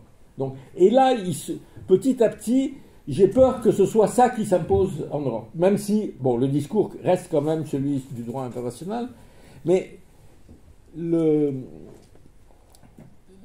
risque, si vous voulez, c'est que, effectivement, si Gaza continue comme ça, si malgré les décisions de la Cour internationale de justice, qui pour la première fois prend de position de manière aussi claire, la Cour pénale internationale, qui va sans doute publier des mandats d'arrêt contre des dirigeants israéliens et des dirigeants du Hamas, etc., on laisse faire, c'est dire clairement il n'y a plus de loi. Et demain, qui dira quelque chose contre la Chine envahira le Taïwan s'ils le disent? Il y a des revendications tout à fait légitimes des Chinois sur Taïwan. Je veux dire, historiquement, on peut tout à fait justifier. Mais si on est dans la loi de la jungle, c'est la loi du plus fort. Et la différence, c'est que l'Occident n'est plus le plus fort. Et que donc, on risque d'arriver vers quelque chose qui est une espèce de loi de la jungle où dans chaque puissance importante régionale décide d'imposer ses vues, décide de s'imposer par la force. C'est extrêmement dangereux. Et je rajoute une chose qui me semble importante, c'est sur la France.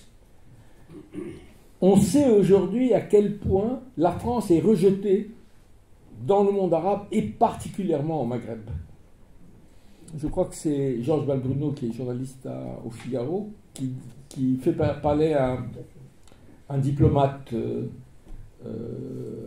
français en poste, qui dit aujourd'hui, quand on fait la moindre initiative culturelle, etc., on a des centaines de messages d'insultes. Hier, la manifestation de soutien à la Palestine en Tunisie, c'était devant l'Institut français. C'est-à-dire, il y a un consensus, il faut bien comprendre à quel point c'est grave, il y a un consensus de toutes les forces politiques au Maghreb, qu'ils soient islamistes, frères musulmans, salafistes, démocrates, communistes, socialistes, contre la France. Et on s'est fait, comme vous le savez, expulser d'Afrique, enfin d'une partie de l'Afrique francophone. Ça va nous arriver demain. Et vous savez que après les 2 ou 3 mois après le début de la guerre, 18 des 20 ou 18 des 21 ambassadeurs français dans le monde arabe ont fait savoir à Macron que sa politique était désastreuse. Donc il y a vraiment quelque chose qui est important. Et ça ne touche pas seulement les élites politiques, parce qu'au Maghreb, les gens regardent la télévision française. C'est dire, en Irak, je pense que personne ne regarde vraiment...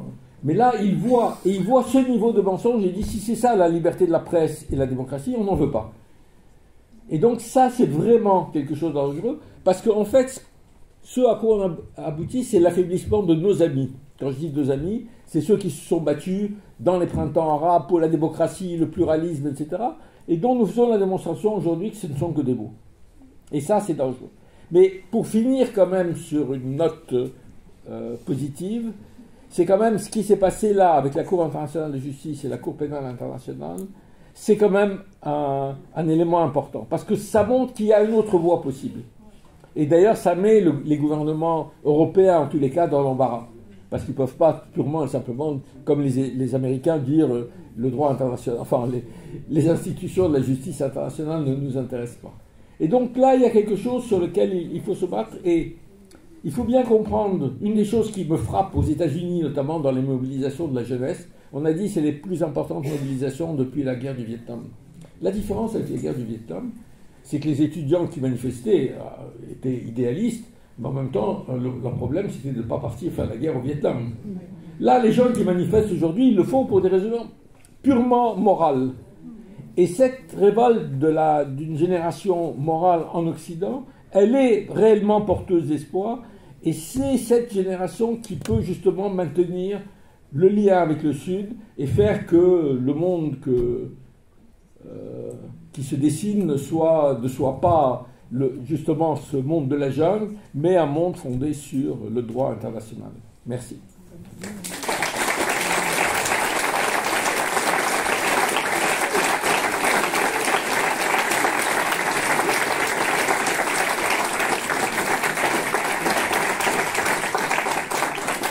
Alors avant de laisser la parole au public, je voulais dire que 400 000 vues sur Thinkerview, c'est rien à côté de ce que va faire la vidéo sur notre chaîne YouTube, puisque l'atelier d'histoire critique a une chaîne YouTube que vous pouvez, à laquelle vous pouvez vous abonner.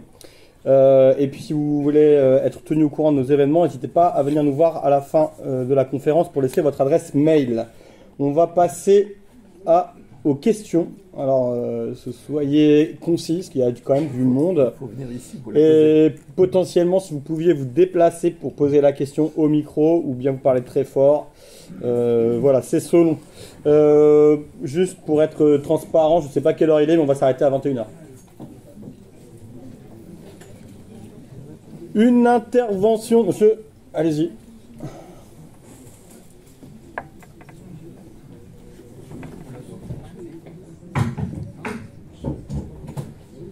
Bonjour monsieur, merci pour votre intervention. J'avais principalement deux questions.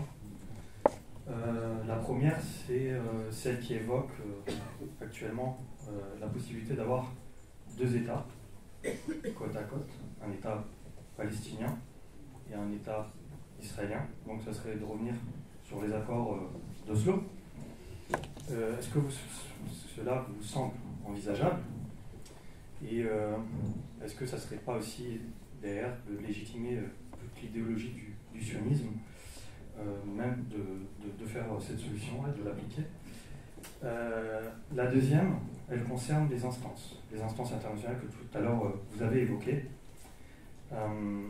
Est-ce que justement la montée du Hamas dans la bande de Gaza et aussi d'ailleurs sa victoire dans les élections en 2006 n'est pas due justement à l'impuissance de ces mêmes instances internationales qui condamnent la colonisation, qui condamnent le blocus à Gaza, qui demandent depuis plusieurs mois un cessez-le-feu qui n'est pas appliqué, et justement qui parle de génocide, et c'est clairement un génocide à Gaza, et que rien n'est fait, et que justement ça légitimerait justement la résistance suite au fait que depuis des années, le peuple palestinien subit des massacres comment dire, où il n'y a aucune justice qui est appliquée, et du coup forcément suite au fait qu'il n'y a pas de justice à l'échelle internationale, les Palestiniens se font justice eux-mêmes. On prend plusieurs questions. Comme tu veux. Alors, il y a une inclinaison pour prendre plusieurs questions d'un coup. Est-ce que quelqu'un d'autre veut se lancer?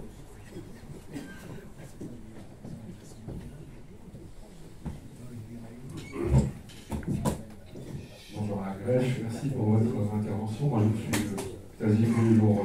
Vous êtes mon Xanax, ouais, Son Xanax. Tout à l'heure, vous parliez de 48, et moi je vais vous poser une question très courte. C'est est-ce que ça n'a pas vraiment démarré bien avant, finalement? Ça a démarré dans la cour des Invalides, je ne me rappelle plus de la date, mais c'était à la dégradation de Dreyfus. En fait, pour moi, le sionisme est né à Bâle, mais a été conçu en pleine cour des Invalides. Donc, voilà. Encore une question, on y va? Ouais. Je réponds à ces deux-là. Je vais commencer par la deuxième question, effectivement, parce que il y a une partie que je voulais développer. Bon, comme je parle au fil de ma pensée, et des fois j'oublie des choses que je veux dire. J'ai dit tout à l'heure qu'il y a sur la terre de Palestine, historique, c'est celle qui était la terre du mandat tel qu'il a été découpé après la Première Guerre mondiale, à peu près autant, 7 millions et demi, 8 millions de juifs israéliens et 7 millions et demi, 8 millions de Palestiniens. Et ça amène beaucoup de gens de bonne foi, je veux dire, à dire, bon, il faut trouver une solution, et il faut que les deux peuples s'entendent, et c'est vrai qu'il n'y aura pas de solution sans une forme d'entente, et il faut éliminer les extrémistes des deux bords, entendu, selon les gens, c'est le Hamas d'un côté, et éventuellement Netanyahou de l'autre. Et c'est quelque chose qui oublie deux éléments très décisifs de cette histoire. C'est que, d'abord, l'entreprise sioniste, qui a commencé, je pense, enfin, c'est vrai que l'affaire Dreyfus a amené Herzl, enfin, c'est pas tellement, oui, l'affaire Dreyfus et l'antisémitisme en France a amené Herzl à avancer ses théories sur le fait que les Juifs sont inassimilables, qu'il faut qu'ils aient une nation, mais je rappelle qu'à l'époque, il y avait l'idée d'un État juif, mais il n'y avait pas l'idée de où on le fait, puisqu'ils ont pensé l'Argentine, ils ont pensé la Belgique, pas la Belgique, pardon, le Congo belge, etc., etc.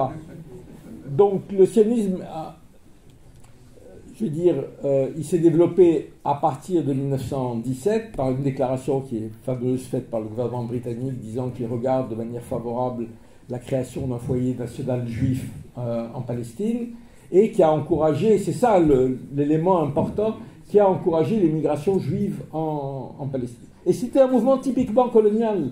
Je veux dire, aujourd'hui ça nous semble, ça est colonial, c'est quasiment une insulte. Mais à l'époque c'était pas une insulte, et les dirigeants eux-mêmes ne considéraient pas ça comme une insulte. Ils considéraient comme nous allons apporter la civilisation dans des zones qui sont non civilisées, soit vides parce qu'il n'y a pas d'habitants, soit vides parce qu'on ne les voit pas, parce qu'ils vivent dans un autre monde. Donc c'est cet aspect colonial du mouvement sioniste qui a marqué l'État d'Israël et qui fait qu'à chaque moment, quand il y a eu des tentatives de compromis, comme il y en a eu au moment d'Oslo, en fait ça ne pouvait pas marcher parce qu'il s'est créé en Israël une mentalité coloniale qui fait que l'idée, c'est pas l'idée d'égalité, c'est l'idée que les droits des Juifs sont supérieurs aux droits des autres, et notamment aux droits des Palestiniens. C'est ça la vraie question. Donc, il y a cette injustice au départ. Alors, cette injustice au départ a abouti à une situation de fait, qui est ce partage démographique, même si on inclut les réfugiés palestiniens aux frontières, mais je veux dire, il faut trouver une solution, à moins de penser que l'un peut éliminer l'autre, ce qui ne me semble pas possible, et de toute façon, c'est pas juste même je veux dire, après tout, les gens qui sont installés aujourd'hui en Palestine, c'est des fois depuis 2-3 générations, etc., il faut trouver une solution, mais il faut trouver une solution qui consiste à dire, au départ, il y a une injustice. Et la deuxième chose qui rend absurde cette espèce d'équivalent, il y a des gens de bonne volonté des deux côtés, puis il y a des extrémistes des deux côtés, c'est qu'il y a une puissance dominante et une puissance dominée. C'est-à-dire qu'aujourd'hui, on n'est pas face à... Une des raisons pour lesquelles Oslo a échoué, il y en a beaucoup, et on peut dire que c'était inscrit dans le texte même d'Oslo, l'échec, c'est que ce n'est pas deux parties égales qui négocient. Ce n'est pas Arafat qui a négocié, il n'a aucune carte dans la main. Et il est face à des gens qui n'ont pas compris, enfin à mon avis, qu'ils avaient une chance historique de se voir légitimés. Non seulement par l'OLP, mais par l'ensemble du monde arabe. Et ils n'ont pas compris parce qu'ils pensent fondamentalement et profondément que la sécurité d'un juif israélien vaut la vie de 10 Palestiniens. Et que dans ces conditions, il n'y a pas de solution. Et que la seule solution, il faut que les Arabes ou les Palestiniens, ils ne comprennent que la force. Et il faut qu'on leur impose par la force.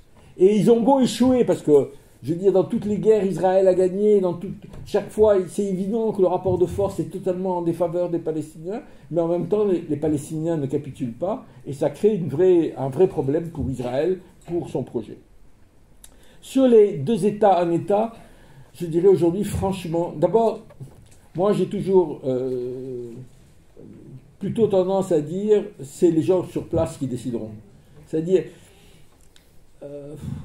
on a parfois l'habitude, parce qu'on est en France, on aime bien discuter, on aime bien les discussions théoriques, idéologiques, etc., de dire il faudrait qu'il fasse ça, ou il faudrait qu'il fasse ça. Bon, c'est pas nous qui payons le prix, quel qu'il soit. Et ce n'est pas nous qui pouvons voir quelles sont les étapes qui amène à une vraie libération. Ce qu'on peut dire, et je crois que c'est important, et c'est pour ça que la déclaration d'Amnesty International sur l'apartheid était importante, c'est de dire, sur ce territoire historique de la Palestine, l'objectif aujourd'hui, c'est celui de l'égalité. D'abord, personne ne peut être contre en principe, à part ceux qui, en Israël, disent que les droits des Juifs sont supérieurs aux droits des Palestiniens, ce que la loi de 2018 israélienne, c'est-à-dire qui a décidé qu'Israël était l'État-nation du peuple juif, c'est-à-dire qui prive ce droit, une partie de ses citoyens. Vous savez, il y a 2 millions de Palestiniens qui sont des citoyens israéliens, qui votent, etc. Bon. Enfin, je veux dire, ça me semble être un objectif important, acceptable, de solidarité. Après, comment ça se passe? Réellement, des fois, moi, je n'ai pas la réponse. C'est-à-dire, il y a des gens qui disent l'autorité palestinienne, c'est des collaborateurs, ce que je pense. Est-ce qu'il faut la dissoudre? Je veux dire, aujourd'hui, quelque part, l'autorité palestinienne et qui contrôle l'OLP, c'est eux qui représentent l'OLP à l'étranger. C'est eux qu'il faut qu'il y ait des ambassades, etc. Comment il faut faire? Je dirais, encore une fois, c'est l'affaire des Palestiniens. C'est pas la mienne et je ne me vois pas leur donner de leçons. En même temps, il faut être conscient, il n'y a pas de solution politique, ni un État, ni 2 États, dans les années qui viennent. Il y a, dans la réalité, il n'y a qu'un seul État. Hein. Il y a un État, c'est Israël, avec des citoyens inégaux qui vivent à l'intérieur de ses frontières. C'est-à-dire, c'est ça la réalité. Alors, est-ce que vous avez raison, c'est-à-dire le fait que la communauté internationale ait été incapable d'appliquer le droit international, comme je l'ai dit, ça justifie la lutte armée. Ce que le Hamas fait le 7 octobre, ça ne vient pas de nulle part, ça vient de l'impasse politique que Israël a imposée. Je dis toujours, quand je fais des conférences en général, je commence à dire, bon, moi ce qui m'intéresse, c'est ce qui passait le 6 octobre. Est-ce que le 6 octobre, on était à la veille de la création d'un État palestinien? On était à la veille de la levée du blocus de Gaza? On était à la veille? Non. S'il n'y avait rien eu le 7 octobre, on serait sans doute avec une paix israélo-saoudienne et avec le poursuite du blocus de Gaza et une situation explosive par petits moments en Cisjordanie, à Gaza, etc., etc. Donc, effectivement, ce blocage, c'est ça qui provoque la violence. Moi, je veux dire, la violence des esclaves, elle se justifie. Elle est parfois barbare. C'est les esclaves qui massacrent les maîtres, qui, y compris, font des viols. Oui, c'est vrai. Mais à l'origine, il y a le fait qu'ils sont esclaves. C'est pas le fait qu'ils sont méchants, c'est pas le fait ils représentent le mal. Je crois que ça, c'est vraiment très important à comprendre. Maintenant,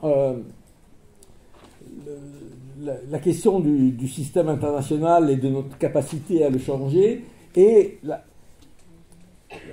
un des problèmes de la lutte armée, si vous voulez. Moi, j'ai toujours dit que il y a des fois où, je le dis des fois de manière provocatrice, il aurait mieux valu qu'il n'y ait pas une insurrection nationale en Algérie pour obtenir l'indépendance et qu'ils obtiennent l'indépendance autrement. Mais en même temps, s'ils n'avaient pas utilisé les armes, il n'y aurait pas eu d'indépendance.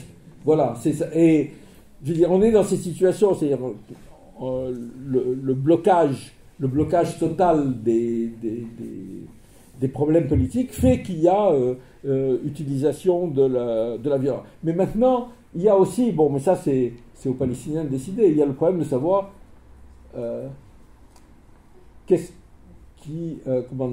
comment cette stratégie de la lutte armée peut réussir, ou ne pas réussir. Dans l'histoire, contrairement à l'idée que les peuples, ils ont toujours réussi à se libérer, il y a des fois des peuples qui ont été massacrés, qui ont disparu. C'est le cas des Amérindiens, c'est le cas des populations aborigènes, etc.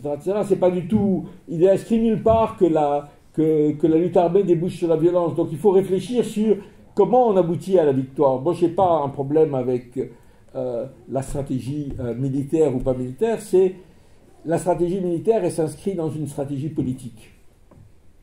Et il faut qu'il y ait une stratégie politique qui soit cohérente. Et qui soit cohérente, et un des problèmes des Palestiniens, c'est que, j'en ai pas parlé, mais je veux dire, l'état du monde arabe est tel, C'est-à-dire, je veux dire, entre la collaboration avec Israël, la collaboration avec les États-Unis, le refus de laisser se développer les manifestations dans les différents pays arabes, etc., c'est aussi un des problèmes. Et dans le discours de Haneye ou celui de Mohamed Def, qui est le responsable des brigades El-Qassam, le 7 octobre, il y a un appel à l'insurrection des masses arabes et à la mobilisation de ce qu'on appelle l'axe de la résistance. L'axe de la résistance, c'est l'Iran, le Hezbollah, les Houthis et les milices chiites en Irak et en Syrie. Cet appel n'a pas été entendu. C'est-à-dire, l'Iran, pour des raisons je ne veux pas développer ici, ne veut pas un affrontement aujourd'hui avec Israël. Il est dans une situation politique difficile parce qu'il mène une répression interne extrêmement forte. Il a rétabli les relations avec l'Arabie saoudite. Il ne veut pas un conflit généralisé. Il veut donc, il est dans une stratégie qui est une stratégie des limites. C'est-à-dire, le Hezbollah a une autonomie pour mener une action contre Israël tant qu'ils poursuivent la guerre à Gaza, mais sans aller trop loin.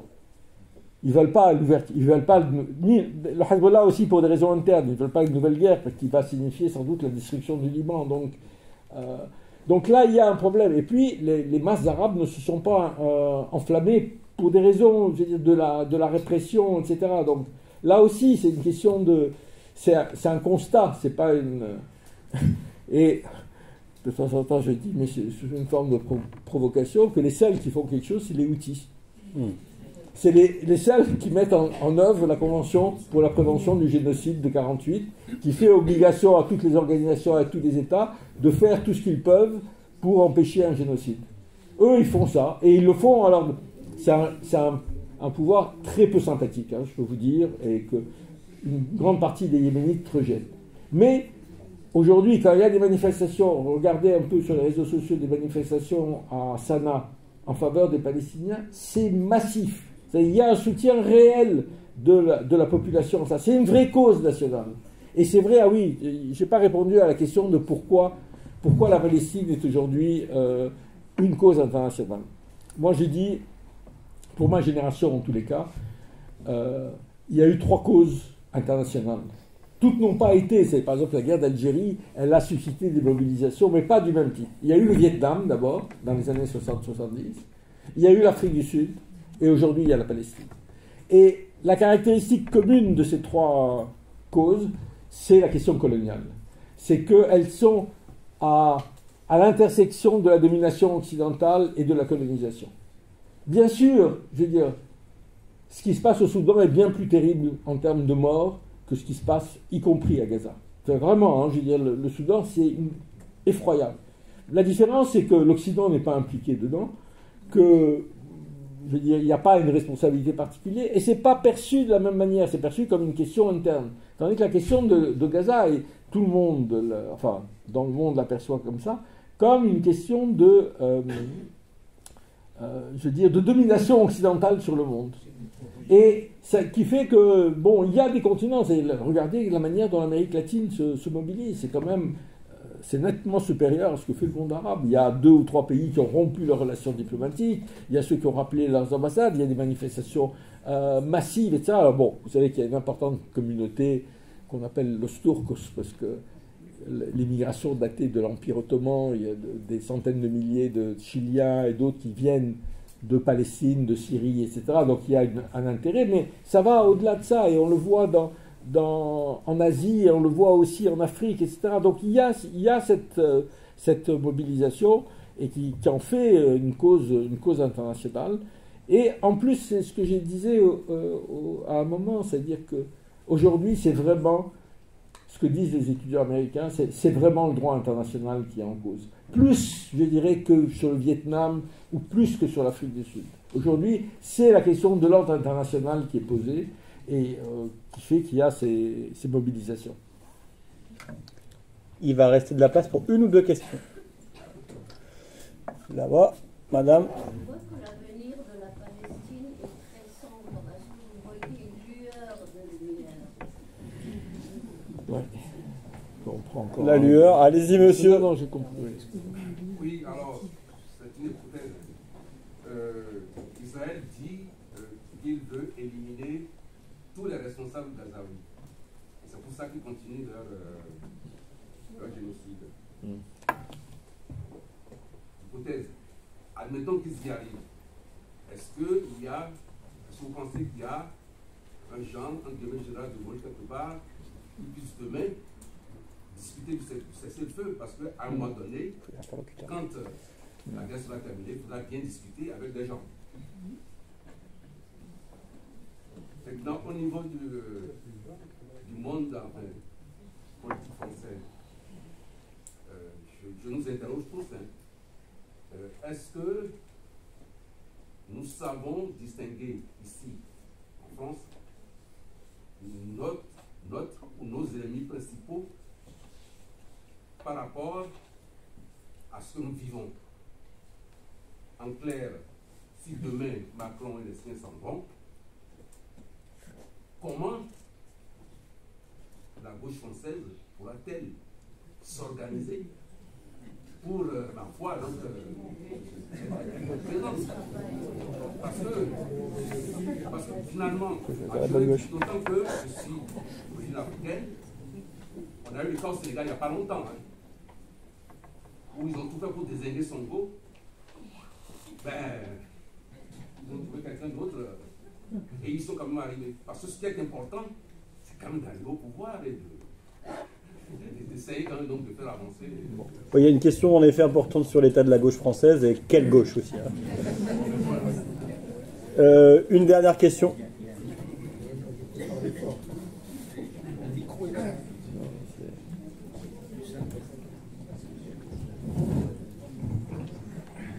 Bonjour, merci pour votre conférence. Elle est très intéressante et plutôt plus enrichissante. Ceci dit, la première question, quel est le rôle qu'a joué le CRIF au plan politique, au plan culturel et surtout au plan des réseaux sociaux, à propos justement de ce conflit, enfin pas ce conflit, mais disons de cet apartheid, de cette exclusion, vouloir même anéantir complètement le peuple, un peuple qui est depuis des millénaires palestinien. Quel est le rôle des pseudo-intellectuels qui se prétendent tels que Gilles Kepel et autres, qui monopolisent un petit peu Europe 1 et autres réseaux pour vraiment mettre à bas les libertés et surtout l'expression des droits de ce peuple palestinien. À tout moment, les étudiants se manifestent. Qu'est-ce qu'on voit devant? Ces professeurs, ces gens-là, qui viennent un petit peu aider le gouvernement de Macron à vouloir vraiment réprimer ces étudiants. Merci. Bien. Il y avait un monsieur, peut-être, si c'est court, on va prendre votre question, mais rapidement, s'il vous plaît. On n'entend pas. Parlez, Vous avez beaucoup entendu le mot solution, avenir de l'État palestinien. Mais en sachant que la création de l'État d'Israël est fondée sur un mot qui est défendu maintenant, qui était criminalisé avant, c'est-à-dire le sionisme. Le sionisme. A récemment voté une loi qui réprimait toute critique envers le sionisme, tout comme il était l'antisémitisme. Si l'existence de l'État d'Israël est basée sur cette idéologie de sionisme, est-ce qu'on peut espérer un jour voir naître un État palestinien?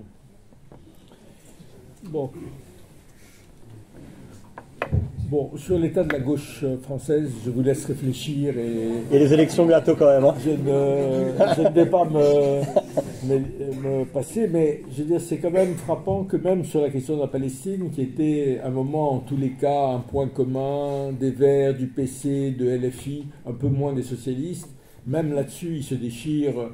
Alors, en partie pour des raisons qui tiennent à des combats de chapelle, mais quand même c'est effectivement inquiétant et c'est une des raisons pour lesquelles il n'y a pas eu de riposte. Et il y a une autre question, une autre dimension, moi, qui m'interroge, si vous voulez, sur la gauche. C'est, je suis frappé quand je fais des conférences, quand je discute, etc., par le manque de formation des militants des partis politiques aujourd'hui. Mais vraiment, il fut un temps où les partis politiques avaient des organisations de formation. Or, plus que n'importe quelle autre question, pour répondre au déferlement de propagande, et pas y répondre simplement en disant c'est pas bien, on assassine les Palestiniens, mais avoir les arguments historiques, etc., ça demande des formations. Et ça ne se fait pas en une heure, c'est vrai. Et donc ça, c'est... bon, voilà, c'est comme ça. Sur le fait d'éliminer le Hamas, une des choses, enfin, je veux dire, ça serait comique si ce n'était pas tragique, c'est que quand les Israéliens se sont retirés de Gazaville et qu'il a fallu envoyer un peu de convois humanitaires, etc., les Israéliens se sont rendus compte que c'était les gens de Hamas qui dirigeaient tout.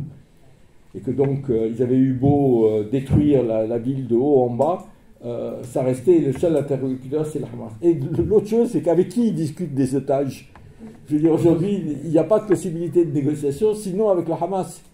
D'ailleurs, il faut dire impressionnant que après 8 mois de combat, il puisse y avoir une direction du Hamas qui, de l'intérieur, parce que c'est eux qui décident, qui disent oui ou non à une proposition israélienne. Mais de toute façon, même si demain ils assassinent Sinwar et Deif, etc., je veux dire, depuis 1967, Israël a assassiné tous les dirigeants politiques palestiniens qu'il pouvait. C'est-à-dire, ça a commencé par le Fatah, c'était pas du tout le Hamas. Ils ont assassiné avec l'idée qu'une fois qu'on les aura éliminés, ça sera fini. Mais c'est pas fini parce que il y a des nouvelles générations qui arrivent et franchement, les nouvelles générations qui vont surgir de Gaza, je ne pense pas qu'elles seront plus modérées que celles qu'on a connues avant.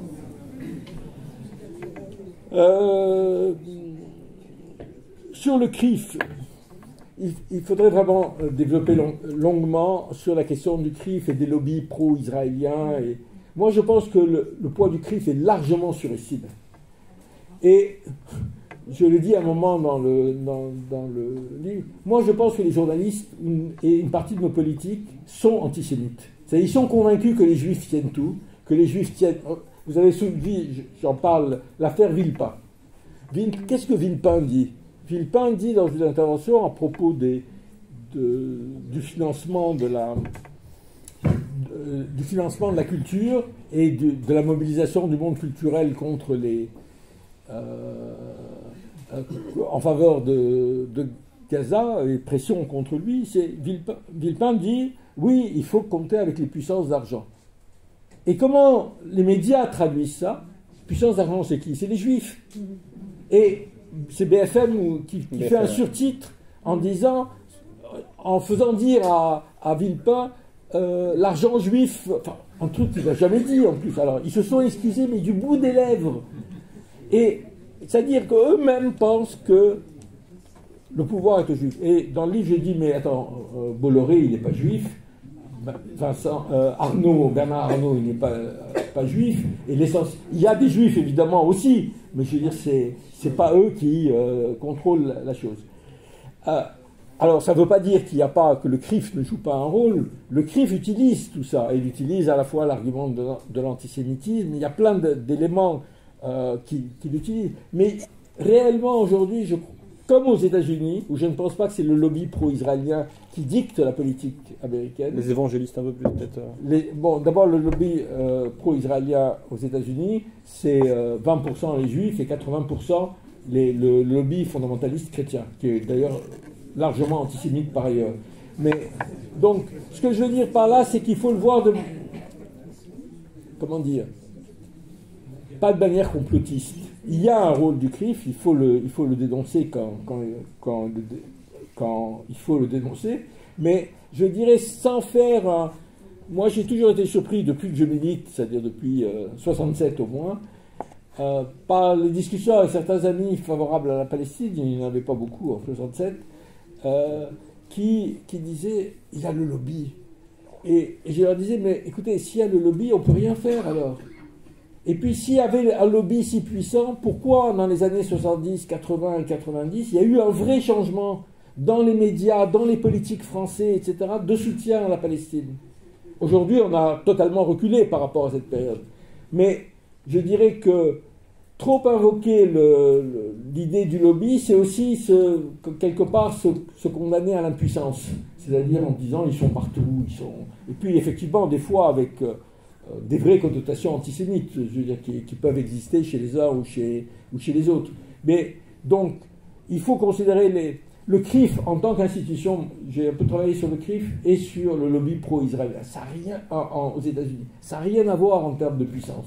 Le CRIF, c'est quelques personnes. Hein. C'est pas le lobby pro-israélien aux États-Unis, c'est des milliers de personnes qui travaillent dans ce lobby. Donc, il faut arriver à faire les différences, mais c'est vrai en même temps qu'il joue un rôle, que le fait que le dîner du CRIF soit devenu une espèce de point de rencontre de pratiquement toutes les forces politiques, bon, aujourd'hui, à part LFI, les communistes et les Verts, je dis, c'est quand même problématique. Il faut dire d'ailleurs que c'est une des conséquences négatives des accords d'Oslo, parce que quand il y a eu les accords d'Oslo, le CRIF a invité les Lachahides et les Palestiniens et l'OLP, etc., et a donné à ce dîner une espèce de caractère officiel. Puis il y a un autre aspect sur lequel je n'ai pas le temps de développer ici, c'est la question des Juifs en France. C'est-à-dire, aux États-Unis, l'identité juive ou noire, ou tout, elle est assumée par tout le monde. En France, elle ne l'est pas. C'est-à-dire, en gros, les Juifs d'extrême gauche ne se considèrent pas comme Juifs. Et donc, moi j'ai connu ça, j'ai grandi avec jeunesse communiste, les étudiants communistes, etc. 80% des cadres, c'était des Juifs. Mais ils n'auraient jamais avancé ça. Et avancé cette identité juive. Et d'une certaine façon, le fait qu'ils ne s'en soient pas revendiqués fait qu'on a laissé le champ libre à toute la droite et au centre pour dire nous représentons les Juifs de France. Je ne suis pas du tout sûr de ce que représente le CRIF en termes de popularité. Il représente une partie, mais je crois qu'il y a, on dit, ça fait 30 ans qu'on dit qu'il y a 600 000 Juifs en France, je ne sais pas comment on peut savoir, mais je crois qu'il y a un maximum 40 000 personnes qui votent pour les institutions juives. Donc voilà. Donc il faut combattre effectivement tous les lobbies, mais je dirais malheureusement, quand on voit l'attitude d'un certain nombre de partis politiques, Ciotti, il n'est pas juif à ma connaissance. Il n'y a pas besoin de lobby. Il n'a pas besoin de lobby. La dernière chose, et je termine là-dessus pour effectivement une lueur d'espoir. Bon, d'abord, il n'y a rien qui est inscrit dans l'histoire. Personne ne peut savoir vers où on va. La seule chose qu'on peut faire, et qui est importante quand même, c'est de se mobiliser pour des issues positives. Et là, nous avons un terrain de mobilisation que n'aurait pas imaginé il y a 2 ans, qui est celui du droit international. C'est-à-dire, c'est vrai que pour l'instant, ça n'a pas encore débouché, mais ça a quand même ébranlé Israël. Je veux dire, la décision de la Cour internationale de justice, elle est importante. La Cour pénale internationale, si elle publie des mandats d'arrêt contre Netanyahou, ça a des conséquences concrètes. Et il faut continuer là-dessus parce que c'est le vrai discours internationaliste, mais au bon sens du terme, pas celui qui est un discours qui camoufle une domination occidentale. Là, il y a quelque chose à faire et réellement, les nouvelles générations, je parle de l'Occident, enfin des États-Unis et de l'Europe, nous donnent l'espoir que c'est un chemin, il est étroit, mais c'est un chemin qu'on peut prendre et qui peut nous garantir quand même des avancées. Merci.